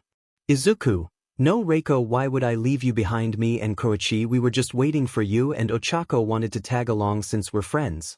Ochako, right, we wouldn't leave you behind, Yanagi-san. She nodded and understood, but when she saw Koichi, she wanted Izuku to explain himself, but he was walking away from them and they all hurried after him. Izuku UA's Hero Course Curriculum. There are normal core classes like English. Mike, they meet in the mornings. Now, which of these 4 sentences contains a mistake? Ashido, Kaminari, Jiro. So boring. Tatsuki. This really esikas. Mike, hey everybody, look alive. Grammar rules. Izuku, the relative pronouns. Wrong in the last one. He said this in his thoughts, but somehow accidentally projected his voice in his teacher's head, making him look directly at Izuku, but just thought it was just his imagination, and then he went towards Momo. Present Mike. Yairozu, lay it on us. Izuku, we eat lunch in the main cafeteria, where we can buy pretty, tasty stuff on the cheap. Lunch rush. White rice is the perfect comfort food, isn't it? Izuku, this is super good, but my mom's cooking is the best. Defects. Izuku, and then in the afternoon, it's finally time. Hero basic training. Which made me want to hurl for some reason. Coming through the door like a hero. Students gasp. I can't believe it's really All Might. So he is a teacher. This year is gonna be totally awesome. Hey, look, is he wearing his Silver Age costume? I'm getting goosebumps. It's so retro. Welcome to the most important class at UA High. Think of it as Hero 101. Here you will learn the basics of being a pro and what it means to fight and in the name of good. Let's get into it. Today's lesson will pull no punches. When they saw what they are doing, some of them were excited. Bakugo, real fighting. But one of the keys of being a hero is looking good. When he pressed a button, the floor revealed the students' number and suitcases. All Might, these were designed for you based on your quirk registration forms and the requests you sent in before school started. Students gasp, cheer. Costumes. All Might, get yourselves suited up, and then meet me at Training Ground Beta. Students. Sir.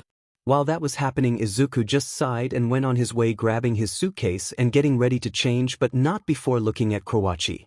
Izuku. Kawachi only smiled. Kawachi, don't worry darling, I know the drill. Time skip. They say that clothes make the pros. Young ladies and gentlemen. And behold, you are the proof. They say that clothes make the pros, young ladies and gentlemen, and behold, you are the proof. Oops. This image does not follow our content guidelines. To continue publishing, please remove it or upload a different image. All might take this to heart. From now on you are all might heroes in training. All might, this is getting me all revved up. You look so cool. Shall we get started? You bunch of newbies? When Izuku walked in to see the rear of his classmates, they saw both him and Kawachi hero outfits, and they were surprised. When Izuku walked in to see the rear of his classmates, they saw both him and Kawachi hero outfits, and they were surprised. Oops. This image does not follow our content guidelines. To continue publishing, please remove it or upload a different image. Oops. This image does not follow our content guidelines. To continue publishing, please remove it or upload a different image. Chako hey, Izuku Chako. When Izuku saw her costume, his emotionless face almost broke. Achiko, love both your costumes, they look amazing. Izuku, thanks, you look good yourself. Achiko, well, I should have been more specific about what I wanted. This bodysuit is skin tight. This bodysuit is skin tight. Oops. This image does not follow our content guidelines. To continue publishing, please remove it or upload a different image. Not really my style. Kawachi. You know, with those curves, I wonder what you'd be like without that suit of yours. She said this while getting closer, making Ochako blush, but she was stopped with Izuku hitting her on the head. Izuku, control yourself, Kawachi. She only nodded while having a love-struck look on her face. Minute, why does that dude have two chicks surrounding him? All might, now that you're ready, it's time for combat training. Tenya. Sir, this is the fake city. From our entrance exam. Does that mean that we'll be conducting urban battles again? All might, not quite, that I'm going to move. You 2 steps ahead. Most of the villain fights you see on the news take place outside. However, statistically speaking, run-ins with the most dastardly evildoers take place indoors. Think about it. Backroom deals, home invasions, secret underground lairs. Truly intelligent criminals stay hidden in the shadows. For this training exercise, you'll be split into teams of good guys and bad guys and fight 2-on-2 indoor battles, but since there's an odd number of students here, one team will have 3-on-2. Isn't this a little advanced? All might. The best training is what? You get on the battlefield, but remember, you can't just punch a robot this time, that you're dealing with actual people now. Sir, will you be the one deciding who wins? How much can we hurt the other team? Do we need to worry about the losers getting expelled like earlier? Tenya, will you be splitting us up based on chance or comparative skill? Isn't this Cape Magnifique? All Might growls. I wasn't finished talking. All Might. Listen up. Izuku, this fucker really isn't professional, that he needs a script for this. All Might. The situation is this. The villains have hidden a nuclear missile somewhere in their hideout. The heroes must try to foil their plans. To do that, the good guys either have to catch the evildoers or recover the weapon. Likewise, the bad guys succeed if they protect their payload or capture the heroes. Time's limited and we'll choose teams by drawing lots. Tenya. Isn't there a better way? Izuku, pros often have to team up with heroes from other agencies. On the spot. Izuku said this while Ida wanted to thank Izuku, who just ignored him. Tenya. Yes, I see. Life is a random series of events. Excuse my rudeness. No sweat. Let's draw. When Izuku draw his, he got the letter A, and when he saw who was his partner. Chucko, wow, what are the chances? We're a team. Izuku, I see, let's show them our teamwork, okay? She nodded while grabbing his hand, which he didn't mind. All Might, I declare that the first teams to fight will beat out these guys. Team A will be the heroes. Team D will be the villains. Everyone else can head to the monitoring room to watch. Students, sir, All Might bad guys, you can go on in and get set up. In 5 minutes, the good guys will be let loose. And the battle will start. Sir, All Might. Young Ida. Young Bakugo. The key to being successful.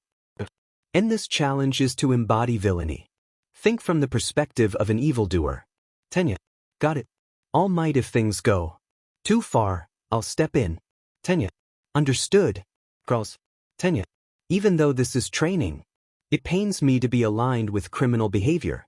Tenya. So this is the weapon we must protect. Of course. Katsuki. Tenya. HM? Katsuki, do you really think Deku has a quirk? Ida, you saw how he threw that ball, though I must admit he's really threatening when you look him in the eyes. Katsuki. Tenya, why is it that you seem to be especially angry when it comes to Midoriya? Katsuki, was he seriously just tricking me all these years? I'm gonna roast that DMN nerd today. You think that? Expect us to memorize this building's floor plan? It's so big. You know, All Might's just as cool in person as he is on television. I'm glad he's not threatening us with some kind of punishment like Mr. Aizawa that we can relax.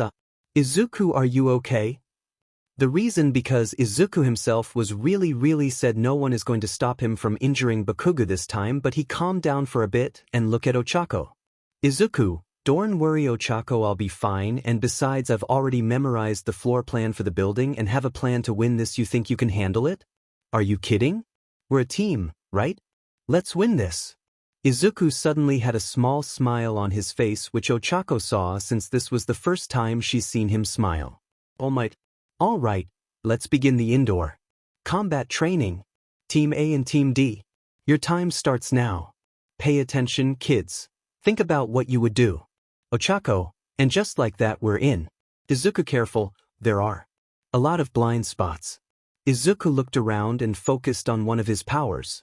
Izuku, focus and just shape only a part of you. Izuku then let out a high-pitched scream only he can hear, and using his ear that he shape-shift into bat ears to hear the sound of anything happening. Ochako, Izuku? Izuku grabbed Ochako just in time to avoid a blast of heat. Izuku, are you okay? Ochako. I'm fine. Thanks. Bakugos, what's the matter, Deku? Afraid to stand up and fight me? Mineta. He almost got the jump on them.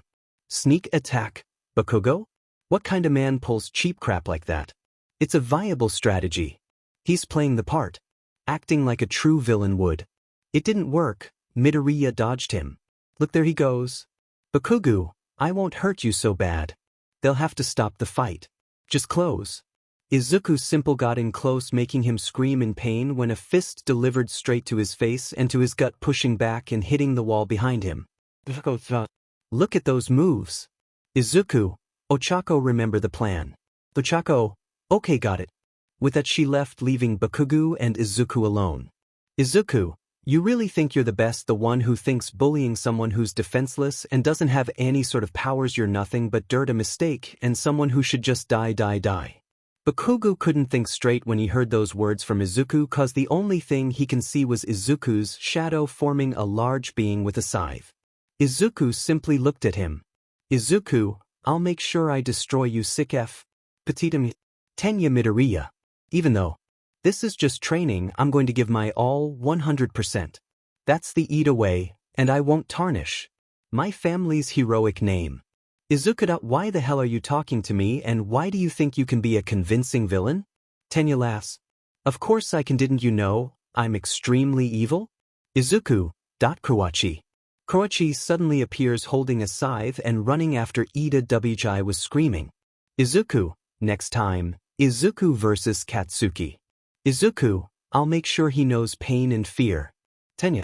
Hold on, I didn't know Uraraka was a baseball player. Izuku, she is an a-hole. Tenya, how rude. Midoriya, that's no way to talk to a person.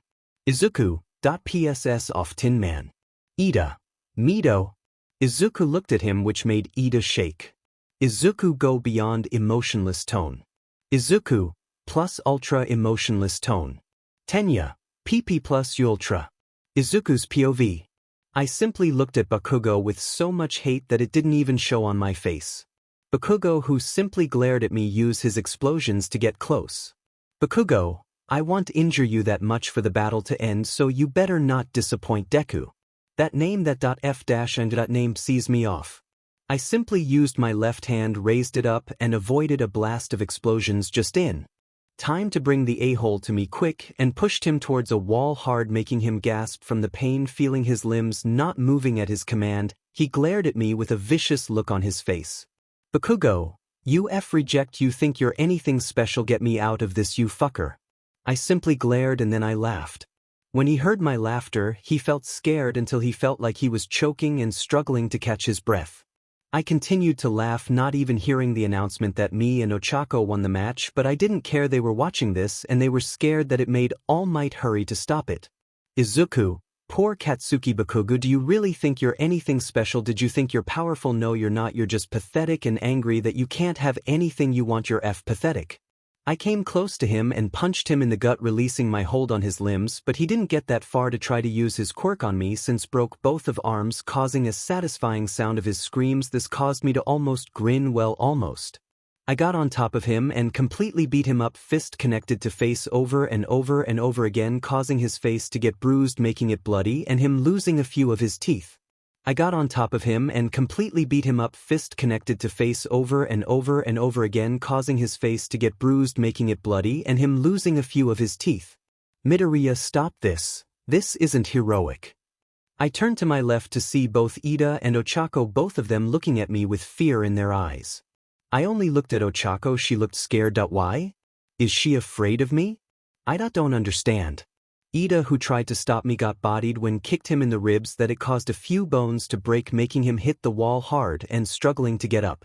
I looked back at Bakugo, my mind getting clouded with hate, wanted to destroy him where he is now. I was getting close to do it, raising my hand that my eyes were non-existent, my face slowly turning pale. Izuku, this is the end. But I was slammed by a fist, getting pushed back and almost hit the wall. I saw both Ida, who staggered from getting hit, and Ochako distancing themselves from me, and seeing the hypocrite himself. All Might, young Midoriya, please calm down, the match is over, there's no need to. But he didn't get to finish his sentence since I got in close that his reaction time was slow. I punched him where his injury is making him grunt in pain from the attack, but I suddenly stepped back and just glared at him, who was taking knee while looking at me. And I just laughed, seeing his pain hilarious, but then I calmed down using my telekinesis to lift him up in the air, including Bakugo, and making them gasp for air, rendering them unable to move their limbs. And I just laughed, seeing his pain hilarious, but then I calmed down using my telekinesis to lift him up in the air, including Bakugo, and making them gasp for air, rendering them unable to move their limbs. Izuku, yes, finally I can end them, right? I was suddenly stopped when I felt two presence near me. One of them was hugging me from behind and the other kissing me on the lips. Ochako, who's so scared of me, hugged me, trying to stop me from ending these things in front of me, trying to reason with me, while Kawachi, who decided to intervene, trying to calm me down while kissing me on the lips. My powers were deactivated, making the two buffoons to hit the ground with medical bots, came in to help Bakugo while Ida was helping All Might. When Kawachi finished her kiss, she looked at me with a blush on her face while Ochako was still hugging me. Kawachi, I hope that calmed you down, master. We don't want things to get more complicated now, do we? I didn't say anything to her, with my emotions locked once again, and used my telekinesis to lift both Ochako and Kawachi and walk towards the monitor room with the two in tow. Ochako wondered why I did that while shivering, seeing how I looked with a crazy look on my face from before. Once the three of us got inside, none of the others decided to say anything, feeling scared that I might snap at them like how did to Bakugo and All Might. Speaking of him, both All Might and Ida got inside, avoiding me, with All Might getting the matches to continue. With me, I was taking a seat with Kawachi placing her head on one of my shoulders while I placed Ochako on my lap, who was blushing. Izuku's POV. With the end of the battle training and also the end of that day, it's another day inside the class with some of my classmates trying to talk to me. However, I just don't care. One of them, who goes by the name of Mina Ashido, stared at me with those eyes of hers, and I just stared back. We continued this until she blinked, making her lose. Mina, dang, you really are something, huh? Midori. Izuku, Midori? I was confused, but it made her smile and wanted to talk to me, with two of my other classmates wanted to join, including Ochako, while Kawachi was sitting on my lap reading a book. While this was going on, I was going through my thoughts when coming towards the school, having to deal with the many reporters who were trying to have an interview with number one fucker while blocking the entrance of the school. Spoil my mood while I was walking with Kawachi and Reiko, but I managed to not use my scythe on them and not harvest their souls. Right now with Ishido, Kirishima and Tokoyami now going to their seats with Kawachi and Ochako doing the same, I'm just waiting on the lazy motherfucking teacher to come in to teach the class, and lo and behold he has arrived while looking at my direction, which I didn't care. If I had the chance to kill I would have done it in his FNG sleep. Aizawa, hope you're rested from yesterday's battle trial. I took the liberty of looking at your marks and evaluation. Bakugos, stop acting like a 7-year-old, you're wasting your own talent. I was surprised, but unfortunately it didn't last cause I know it was just a lie. Aizawa, as for you Midoriya, you need to know when to restrain yourself from going overboard. You're a student of this school, know when to stop. I can only stare at him with no emotion on my face, and he knew that I didn't care. I don't care about others' opinions, not in the slightest. Izuku. I was not in the mood for this teacher's bis, making him glare at me even more, but I won't end him yet. He just sighed and got serious. Aizawa, now let's get on with the homeroom notices. That I'm sorry to have to spring this on you all, but everyone thought that they will be getting another pop quiz, but Aizawa told them that they will need to pick a class president. Class 1A, finally, something. School like. Izuku, I want to kill him and use his soul and as a weapon. Almost all the students wanted to be class president, but to me I just sighed, not caring in the slightest. It'll just be waste of time for me. But when things went quiet, courtesy of Ida explains about the responsibilities of being the class president and suggested they take a vote. While some think that it's too early to develop any trust with each other, while some say they'll likely vote for themselves. Ida, that's precisely why the person who does manage to earn multiple votes will be the truly appropriate person for the job, no? Is that all right, sensei? Aizawa just said sure, as long we all decided by the deadline while he was in his sleeping bag. When it was time for the votes to be announced. Izuku, 0.4 votes. I know I voted for myself, but who else voted for me? It was a surprise for me, but I didn't show it on my face, but it made Bakugos said that someone voted for me with him glaring daggers at me, but he started to sweat when he felt a presence near him that resulted his death, but it disappeared. Bakugos, who the hell voted for the nerd? Zero, what did you think anyone would have voted for you? This made Bakugos said when he heard that. Ida, 0 votes. That I see how it is, of course, since I insisted on the sacredness of the role. Yaoyorozu, you voted for somebody else. Satu, even though you wanted the job so badly, that what are you doing, Ida? With that being said, Aizawa announced the two who are going to be the president and vice president for Class 1A, which was me and Yaoyorozu. The class congratulated the two of us, with some of them a bit skeptical towards me, which made me just not giving if, with Yaoyorozu looking at me with a calculated stare, and I simply looked back at her. Izuku, I hope we have a good friendship, Yaoyorozu. She then nodded at me with a smile on her face. But I know it's a fake smile, like something she's trying to hide. Unfortunately, I don't trust some of them to begin with. They act all friendly, but if the time comes, I'll show no mercy. Izuku's POV. It's lunchtime and I'm sitting down with Kawachi, Ochako and Reiko. I'm enjoying my lunch with the others trying to feed me their food. Kawachi, come on master, say ah. Reiko, Izuku, please enjoy what I've prepared for you and open up. Ochako, Izuku, please open up and eat my food. For some reason I couldn't help but sweat drop. Hey Yanagi, what's going on here? You didn't tell me you knew a stud. When I heard a voice behind me, I turned only to see a pair of lips close to me, which then floated towards its owner, who revealed herself. She was good looking with long green hair, sharp teeth, and a nice body. The way she smirked at me made me curious, but my face didn't show it. Reiko, I'm sorry for that, Setsuna. Izuku, this is my classmate Setsuna Tokichi. She tends to be very childish. Reiko, I'm sorry for that, Setsuna. Izuku, this is my classmate Setsuna Tokichi. She tends to be very childish. This made Setsuna pouted, saying she's not that childish, and came towards me. Setsuna, nice to meet you three. A friend of Yanagi is a friend of mine. Both Kawachi and Ochako shook her hand with me being the last to take her hand, which was severed from her body, but I just looked at her hand with no emotion. Setsuna, wow, you really don't show much emotion, huh? Saying this while being close to my face, which caused Ochako to pull me close to her. This only made Setsuna to smirk. Setsuna, Well, I'll be on my way to enjoy my lunch, I'll see you all later. With that she left, leaving me to still be face planted in Ochako's bios. Izuku, Ochako, you can let go now. But she didn't listen me, and all can do is sigh and hearing Kuroichi just giggling at my dispense. Reiko, I'm curious if you've already read the latest horror book Izuku. When Ochako heard horror she paled, which made me be released from my comfort prison and looked towards Reiko. Izuku, I would say the author should make the characters well independent instead of being close to one another, that way we can see how they dealt with their lives from different paths. Reiko, wouldn't it be a bit difficult if they do that? Izuku, how about this? With that both me and Reiko continued talking about the book that we enjoyed, with Kuroichi and Ochako looking at each other. Ochako, those two really have a lot in common. Kuroichi, no kidding, anyways, what do you think? Go, about what? Kuroichi just smiled, giving Ochako a look which made her blush. But unfortunately something happened that made me stop my talking with Reiko. Izuku, I have to go to the bathroom, I'll be right back. With that I stood up and left, leaving the girls to talk to one another. It took me a few seconds to head toward the bathroom and enter one of the stalls, making sure to lock it. I took a deep breath. Izuku, I swear if there's something going on I'm really going to kill someone. With that I was out of my body in my spirit form. That was when an alarm went off and felt it, all the students' emotion, their fears, confusion. Wait, that I'm feeling something else. And it wasn't coming from the students. I went through the walls as fast as I can to head towards one of the teacher's staff room, only see a portal closing.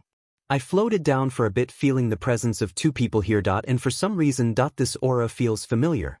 Izuku, someone's going to die soon. I said this with as little emotion as I can and headed back to the bathroom to get back in my body. When I got out I saw that the commotion was over, and seeing Yaoyorozu taking charge to calm down everyone because of the press put their mind at ease. When I looked out the window I saw that someone broke the wall, which allowed the reporters to try and get in. The aura I got from here, it's filled with malicious intent, while the other back at the staff room, two auras, one filled with desperation and fear while the other felt like it was filled with confusion. But why is that? I couldn't shake off that feeling, but Kuroichi came in hugging me from the back with Reiko and Ochako coming towards me. Izuku, so Reiko, let's talk more about the book. Nobody's POV. At 7:55 in the morning on Wednesday, the pro-heroes Kamui Woods and Empty Lady are fighting a villain called Habit Headgear who has taken an innocent family hostage. The battle does not fare well for neither Kamui or M Lady, as Habit proves to be quite strong. Suddenly, All Might rushes through and uses Missouri's smash against Habit, defeating him in an instant and saving the family in the process. Kamui and Lady thank All Might for his assistance. All Might then quickly leaves as he has to go to UA. At 12:50 in the afternoon, Aizawa announces that their lesson in foundational skill of heroics will be the Trial of Rescue.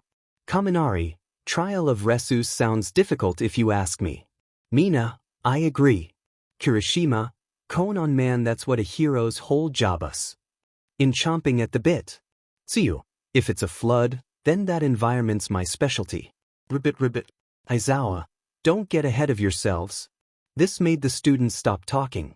Aizawa, as I was saying, this time it's entirely up to each of you whether or not you wear your costumes. Some of your costumes probably aren't adapted to the task at hand after all, so the training area is fairly far away, so we'll get there by bus. That's all. Go get prepared. With everyone having their costumes minus one person. Ochako, Izuku, how come you're in your gym clothes? Izuku, I had a choice to wear my hero costume or my gym clothes. I chose the latter for personal reasons. He said this while looking towards Ida, who was on full throttle getting everyone in line according to their numbers. But he was stopped by Izuku, who was giving him an emotionless look on his face. Izuku, Ida, you're not the student president, so don't give orders. I'll say this again, get off your high horse before I take you down a peg and get your butt in the DMN bus. Once Izuku said that, Ida can only listen with a bit of fear and went inside. Izuku turned his attention to his classmates and they got the message and hurried inside, leaving only him and Kuroichi. Kuroichi, my master, you're really taking your role as class president seriously. Izuku, it's just a role, nothing more, let's go in. Once the two Oget inside the bus started to move. Izuku and Koichi both took their seats with Koichi taking Izuku's lap again, making one of the students jealous while sitting between Satu and Tsuyu. Tsuyu, Midoriya-chan, I always say what I think no matter what's on my mind.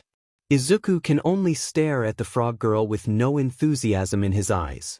Izuku, is there something Yup wanted to ask me? Azui. Tsu, you can just call me Tsu. Your quirk.it reminds me of All Might's. Izuku, don't compare me to that sack of shit, you hear me, frog. This made Tsu flinch when Izuku glared at her. Kirishima, whoa man, what's with the look? She was just making an observation when you took the ball throw. Izuku, if that's the case then she shouldn't compare me to that specific hero cause I want nothing to do with him. Izuku just remained silent until he looked out the window and then he looked at Tsu while patting her head. This caused reactions from Kawachi, who suddenly giggled. Ochako was spacing out and two other reactions from two girls in class 1B.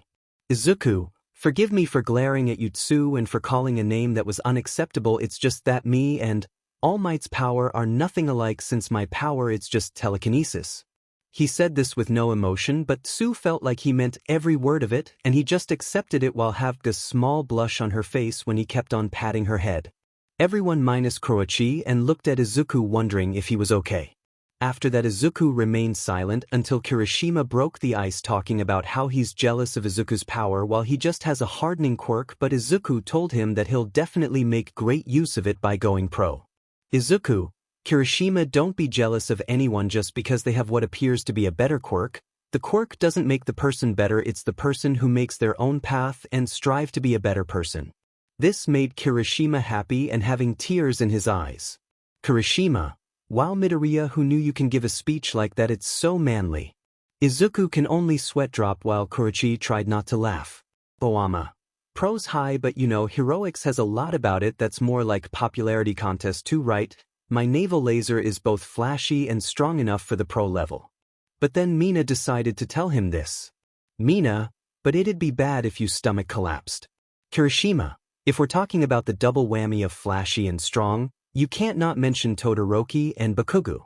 This made Bakugo clicked his tongue at that, but when Tsu said he'll never become popular with his crappy attitude, this set him off, proving her point. Kaminari, who put his input saying how it's only been brief, but they all know Bakugo's personality is nothing but redolent as it's of a turd getting steamed in a sewer. Bakugo started to curse out more, making Izuku just sigh.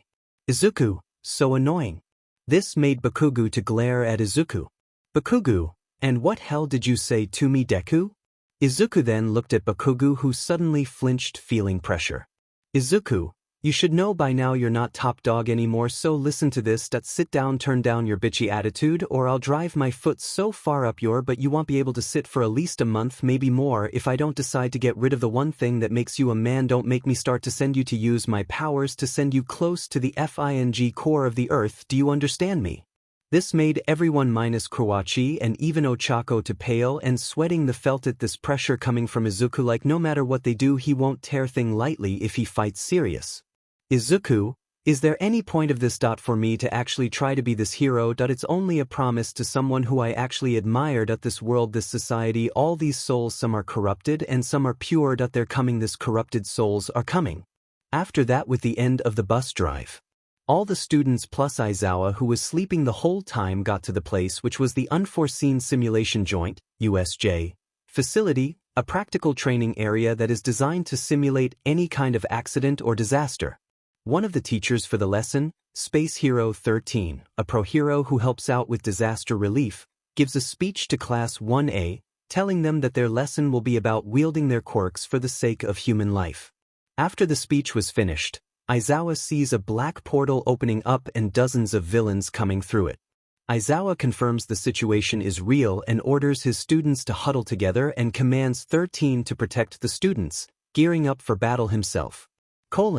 Eraserhead and number 13. According to the teacher's curriculum we procured yesterday, Mr. All Might was supposed to be here, and yet. With that information, this causes Aizawa to realize that they were the ones who infiltrated the U. Barrier. Another villain is shown to be disappointed that All Might is not here. Where is he? We went through all this trouble and rustled up so many of us to bring along. You can't tell me All Might. The symbol of peace isn't here. I wonder if he'll show up if we kill the kids? Izuku and Kawachi both had serious looks on their faces. One of them was having a sinister look on her face while the other, whose eyes were ghost-like gray, was about to go insane. He was feeling it, his mind screaming to destroy them, torture them, make them cry, make them suffer. Both Izuku and Kawachi both had a look that went unnoticed by the others, a look filled with pure destruction. Nobody's POV. Aizawa takes charge and orders 13 to evacuate Class 1A and try alerting the rest of the school. Shota goes to fight the villains, who realize who he is as he defeats many of them quite easily due to his expertise in one-on-group battles. Aizawa surrounded by villains. Meanwhile, 13 and Class 1A attempt to evacuate, but Kurogiri, a high-ranking villain, stops them, telling the students and 13 that they are the League of Villains and that their goal is to kill All Might. Katsuki Bakugo and Eijiro Kirishima attack Kurogiri but fail to do any damage. Kurogiri uses his quirk to teleport most of the Class 1A students to different areas of the USJ. Right now we see Izuku, who was teleported to the flood zone area of the USJ. He landed in the water where one of the villains immediately tries to devour him, but he used his telekinesis to stop the villain to even try to tear him up when he was about to kill the villain. Tsuyu attacks the villain and uses her tongue to grab Izuku and throw him onto a ship where he just floated and just sighed. She also throws Mineta onto the ship as well and then climbs onto the ship herself. Izuku, who looked towards Tsu, just patted her head and this made her blush slightly.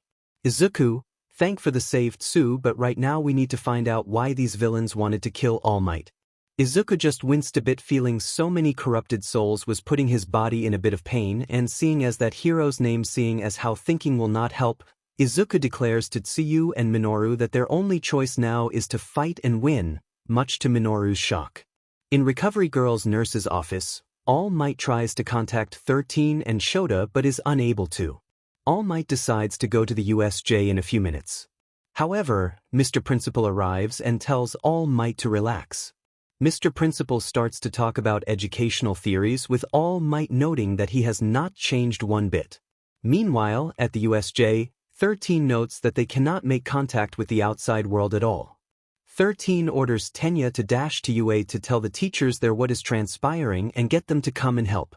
Tenya is skeptical, thinking that running back to UA while leaving behind his classmates would be cowardly and disgraceful.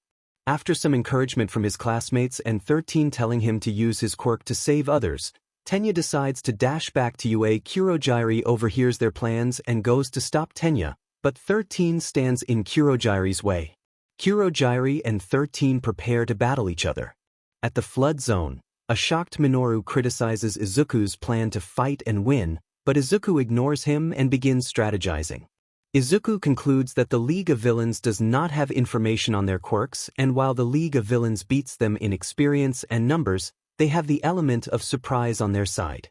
Tsuyu and Minoru reveal the powers of their quirks, and Izuku uses this knowledge to plan a strategy. After one of the villains strikes the ship, it begins to break apart. Izuku looks down and jumped for a bit and floated in the air and timing his attention to Tsu and Minoru. Izuku, alright, you know what you have to do, go on ahead. With that, Tao nodded her head, grabbed Minoru and jumped off the ship with the villains getting ready to attack, but they felt something stopping them from moving their body. Izuku, who simply clenching his hands, stared at the villains with his eyes turning gray and heading them screaming in pain, but they couldn't let out their voice. Even with the amount of pain they were feeling, their voices were gone. With one final clench of his hands, it turned to silence. Izuku simply saw the bodice of the villains floating on the surface of the water, and Izuku flew towards where Tsu and Minoru are. Once he got there, Tsu wanted to know if he was alright with him, patting her head again. Izuku, don't worry about me for now, we need to find the others. Tsuyu wonders what their next course of action should be, with Izuku suggesting that they should try and call for help. Tsuyu then notes that their teacher Shota is fighting a large group of villains in the central plaza. Izuku then says that they should watch their teacher battling, and when there are openings, they should jump in and help in order to relieve their teacher's burden. That was Izuku said, but on the inside he didn't care about the teacher, with his eyes and skin changing even more. Izuku, Kawachi, when the time comes make sure we end him. At the landslide zone, Shoto Todoroki easily defeats all the villains by freezing them. At the mountain zone, Denki, Momo, and Kyoka battle the villains there. Momo creates an insulator sheet to protect herself, and Kyoka, allowing Denki to discharge a great amount of electricity, which electrocutes all the villains, defeating them. At the Central Plaza, Shota continues fighting the villains and finally faces the ringleader, Tamura Shigaraki. Shota manages to strike Tamura, but Tamura grabs Shota's elbow and starts disintegrating it. Shota punches Tamura and knocks him down, then defeats two villains who attempted to attack him. Suddenly, a monstrous villain appears behind Shota. Near the exit of the USJ, Kurogyri and 13 battle. However, Kurogyri defeats 13 by warping 13's quirk against herself, causing 13 to start turning to dust, which incapacitates 13. Tenya begins running towards the exit with Kurogyri in pursuit. As Kurogyri appears before Tenya, Mizo jumps into Kurogyri, stopping Kurogyri and allowing Tenya to continue running towards the exit. Izuku, Tsuyu, and Minoru reach the Central Plaza but were shocked to see that their teacher Shota is severely wounded and on the ground due to being defeated by the monstrous villain. Tamura asks the heroes to tell All Might that he is wanted by artificial human, Nomu.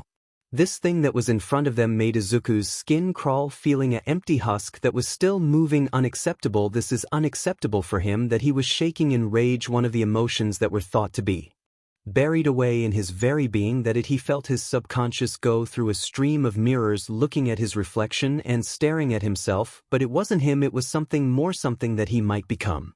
Nobody's POV.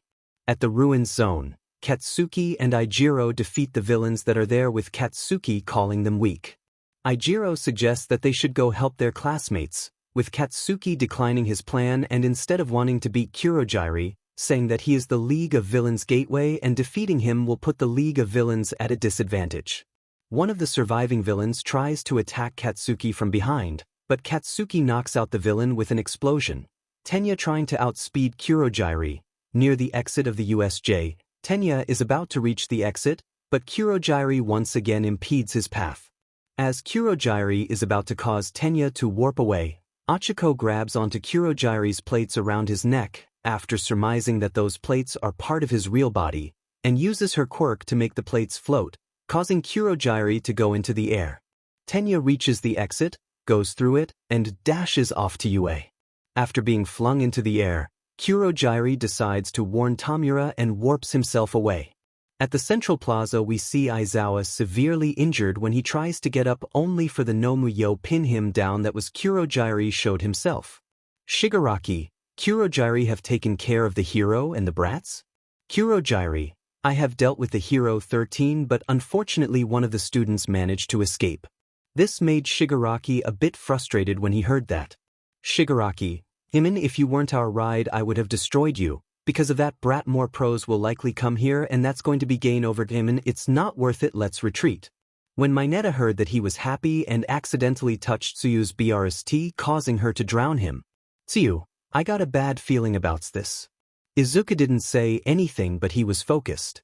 Shigaraki stopped for a bit and says that before they retreat, they will knock the symbol of peace's pride down a notch and decides to attack the students. He was close to Tsuyu's head with a grin on his face that was hidden but that suddenly disappeared when he was pushed away and forced to hit the ground hard, but he wasn't the only one, since the Nomu started to gloat in the air and then slammed on the ground away from Aizawa, who looked with him, pushing his body with every strength he has for him to only get pulled closer to his students. Izuku with his emotionless face could only stare, and Shigaraki who finally got up. Izuku, Tsuyu, Minoru, take our teacher and get out of here. Tsuyu, what about you? Don't tell me you're gonna fight that thing? Minoru, yeah man, that's suicide. Izuku just looked at them and they knew he was serious. Izuku, just go. With those words they felt a chill go down their spine, making them hurry while holding Aizawa. Izuku then turned his attention to the villains that were still alive. Shigaraki, my, I didn't know someone had a death wish so early in his life. Tell me brat, you think your little quirk is powerful enough to take on Nomu, who's on par with All Might? But Izuku suddenly looked at him and then laughed, and his laughter echoed the whole building. It was filled with rage, insanity, and most of all death itself. This made Shigaraki take a step back when he looked into Izuku's eyes, and all he saw was a shallow soul. Izuku, if you think you can win against me, think again. Izuku floated in the air, clenching his fist that it made the remaining villains to feel something tightly holding their throats, making it hard to breathe. Izuku just smiled. He wanted their souls so badly that he was beginning to change, his skin getting paler than ever, but suddenly he was stopped when an explosion came near him, but he dodged just in time. I knew something wasn't right with you, Deku. Izuku could only smile even more, that his smile got even wider. But unfortunately he had to ignore the one who made him release his hold on the villains and watch as the Nomu was ready to attack, only for it to suddenly lose its limbs and fall to the ground. This caused Shigaraki to throw a tantrum and glaring at Izuku with hate, but Izuku wasn't done. He was close to breaking. Soon he needs to end them here and now, no matter the consequences. And then the sound of the USJ door burst open, making Izuku scream. Sigh caused everyone to cover their ears at the sound that Izuku made. But with Kurogiri he had to make an escape while grabbing Shigaraki. With Izuku he suddenly hit the ground hard and being unconscious. But this was far from over with the heroes. Now here they were ready to take down the remaining villains. Until they suddenly felt chains holding them down, and not just them but the students and even the villains were chained. The sound of laughter was heard and everyone looked up and saw something that made them pale. That it was the Reaper himself, wearing his black cloak along with holding a scythe that was red as blood, staring at every single one of them. Reaper, now the harvest begins. Nobody's POV. The heroes, the villains and even the students felt nothing but fear when they saw the one person who can kill them with a flick of his finger. The Reaper, Death himself, has shown his presence towards them while clenching his hand, causing the chains for the villains to tighten around them, causing them to scream in pain and in fear. The heroes who were struggling to break free, even All Might was pushing his limits to break away the chains, but it didn't happen, and this caused the Reaper to laugh at their misfortune. Such pitiful souls, why struggle? Why do you think you have any say in this world filled with nothing but corruption? All Might, remember what I said? He stared at the number one hero, who widened his eyes that it caused Reaper to show a bit of him smiling. So you do remember? Well, I guess thus is how I take it away. Hovering down to the ground he started to walk towards them, and hearing the screams of the villains who had a few brain cells cursing at him, and with one hand movement, multiple bodies turned to corpses, blood spray on the floor, brain matter crushed, separated limbs that showed bones at the end, and this all happened by a floating crimson scythe that hovered close to the Reaper, its master with him simple holding its handle and squeezing it tightly. You've done well, but your job isn't finished, my pet. He continued walking until he turned his attention towards what appeared to be ice that made an impact towards him. It covered him completely only, leaving his head with his chains that held those from moving were broken. It would seem you haven't checked if all of us were captured in your chains, Reaper. That was your mistake.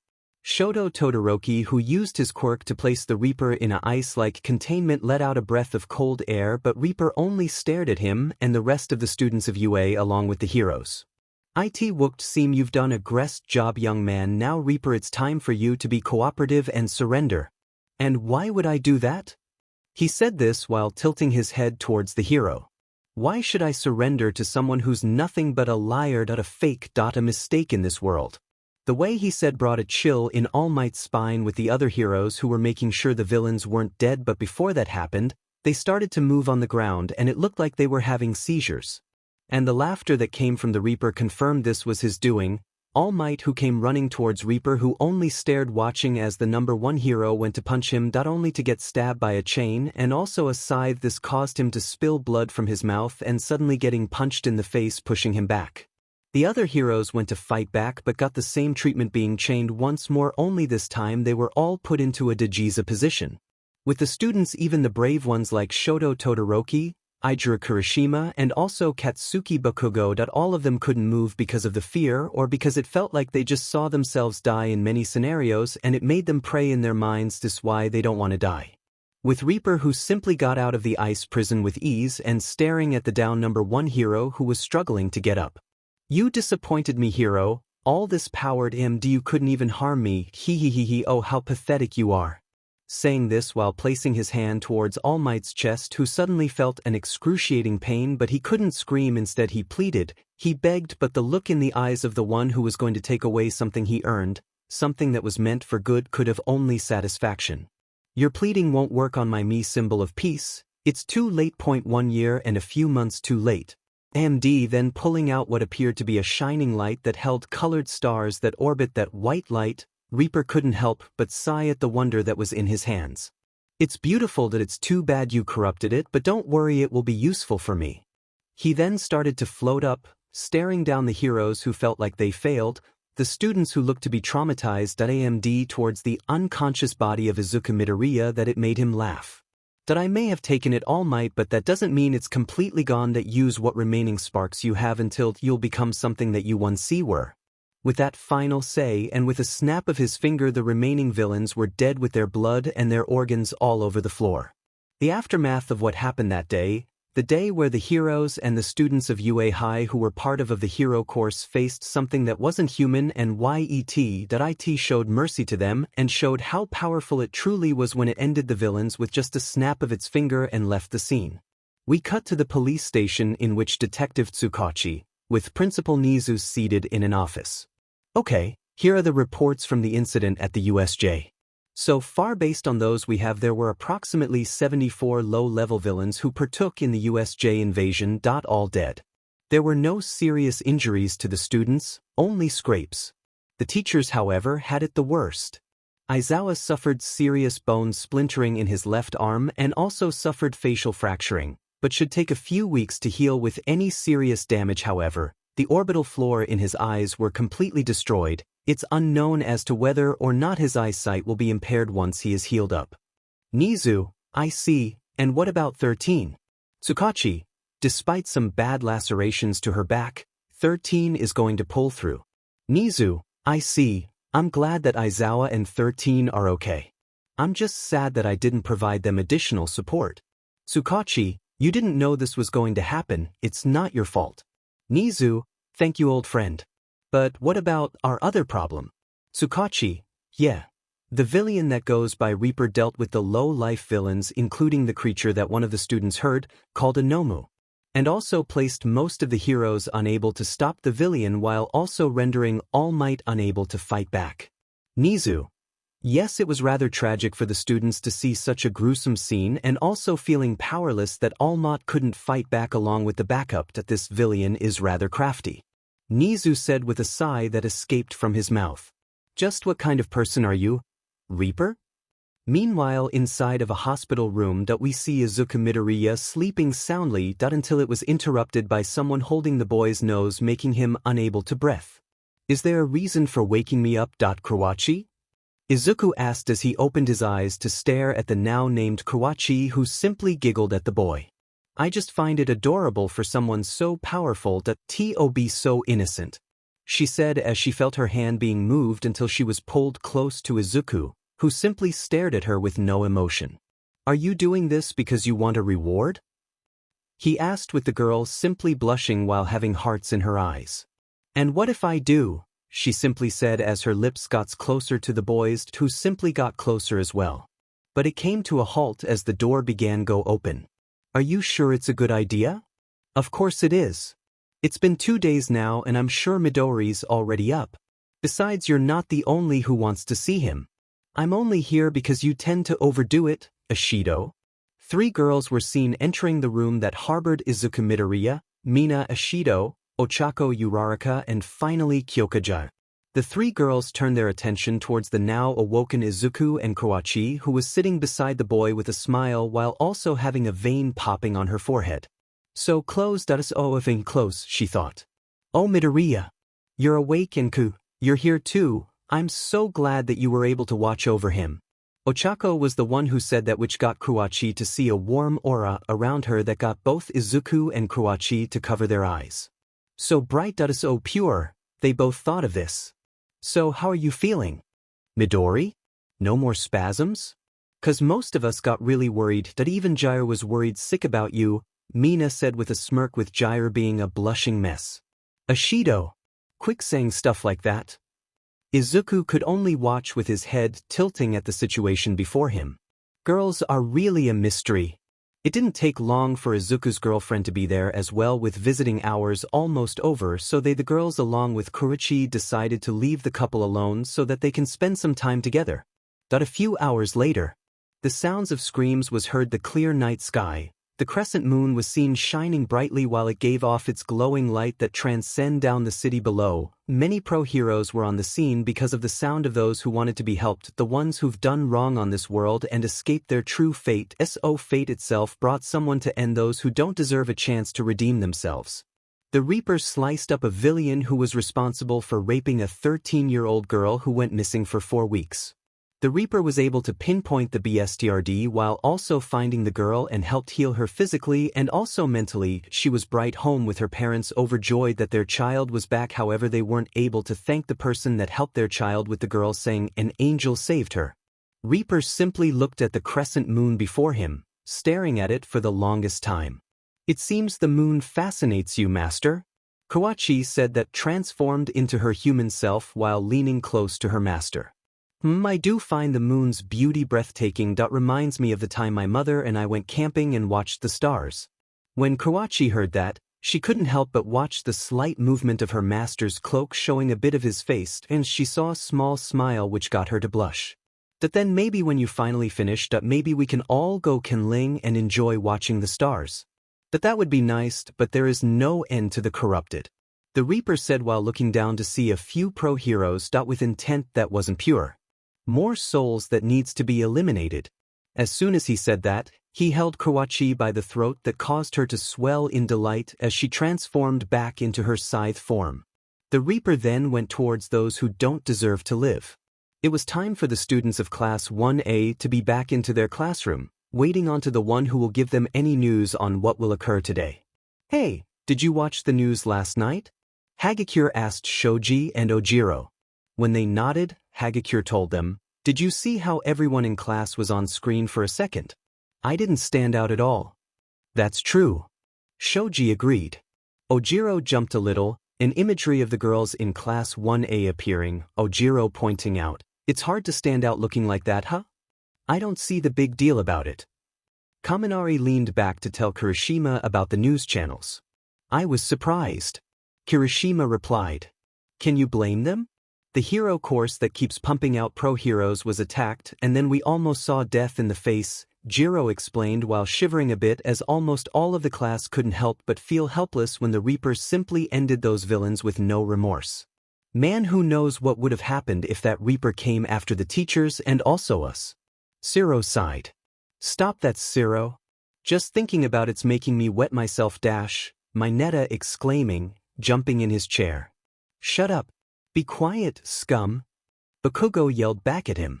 A groan could be heard which belonged to Izuku, who was being poked at by Kurochi. "You doing all right, Izuku?" The new who said was Ochako Uraraka, who ruffled his hair a bit, which got a satisfying sigh from the boy. "Just tired is all." He said this while he looked over his phone. Seeing the messages from Reiko, he couldn't but let out a small smile that was hard to see. "Everyone, morning homeroom is about to start. Stop talking and take your seats." Ida shouted at the front of the classroom. "We're already in our seats. You're the only one who's not." Siro commented. Ida sat down in his seat, shaking his fists in frustration. "Shoot." Ida groaned. "Don't worry about it." Ochako comforted him, focusing her attention towards Izuku, the same for Kawachi as well. Who? Ashido began leaning back in her chair until she leaned too much and Azui had to catch her, Ashido finishing. "Gonna teach homeroom today?" The door opened, Aizawa standing there wrapped in bandages from head to toe. "Morning." Aizawa muttered through the bandages. "Aizawa-sensei, you're back too soon," the class exclaimed. "You're too much of a pro." Kaminari looked horrified while Kirishima approved. "So you're all right, Aizawa-sensei?" Ida raised his hand. "Can you really call that all right?" Ochako asked behind him. "Forcing yourself to teach isn't logical, sensei," Izuku said. "My well-being doesn't matter." Aizawa answered, making his way to the podium, adding, "More importantly, the fight is not over yet." "Fight?" Bakugo smirked. "Don't tell me," Izuku muttered. "The villains again?" Mineta stressed. "The UA Sports Festival is drawing near." Aizawa told them. "That's a super normal school event," the class shouted. "That's a super normal school event." Kirishima repeated, before getting cut off by Kaminari, putting his hand over his mouth. "Wait a minute." Kaminari called. Is it okay to have a sports festival so soon after the villains snuck inside? Jiro asked. What if they attack us again or something? Ojiro added. The administration thinks this is a good way to show that the threat has been handled. That our school is safer than ever. Aizawa spoke. Plus, they're increasing security compared to past years. This event is a huge opportunity for all students at UA. It's not something we can cancel because of a failed villain attack. Why not? It's just the sports festival. Mineta looked worried at the thought of another potential villain attack. Mineta, Izuku turned to look at the boy that sat behind him. Don't you know how important the sports festival is? Of course I do. Mineta responded while small beads of sweat appeared on his forehead. I just don't want to get murdered. Just you wait, you perverted mongrel, Izuku thought with his eyes close to being lifeless. The UA Sports Festival is one of the most watched events in the country. Aizawa spoke a bit louder to end their conversation. When it comes to competition between future heroes, the UA Sports Festival is #1 in Japan for viewership. That's right, Momo agreed from her seat behind Mineta. Top heroes from all over the country will be watching. This is an event where you can get scouted. Yeah, unless you're dead, Mineta retorted, still looking uneasy about the event. She's got a point though, Kaminari piped up with a grin. After graduation, a lot of people join pro agencies as a sidekick. Yeah, but that's as far as some people ever go. Kyoka glanced at the blonde. They miss their chance to go independent and stay eternal sidekicks. Actually, that's probably where you're headed. You're kinda dumb sometimes. Oh. Kaminari practically pouted at the critique.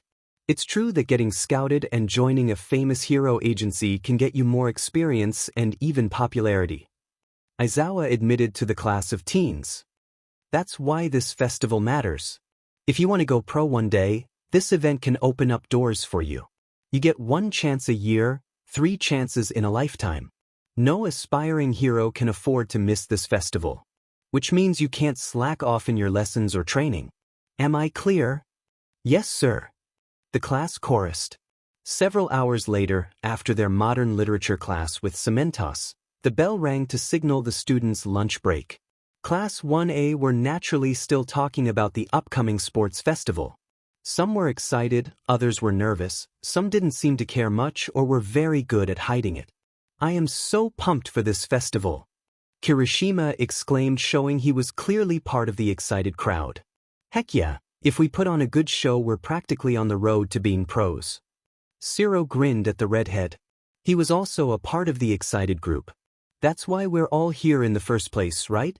Sato grinned as he punched his right fist into his left palm. We get so few chances, so we have to make the most of this.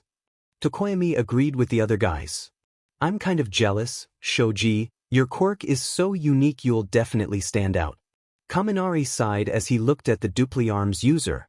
Possibly, but what matters the most is to show the pros how useful I can be. Shoji replied as he waved off Kaminari's enviousness. Results were much better for getting scouted than just being noticeable. At least that was Shoji's take on the festival.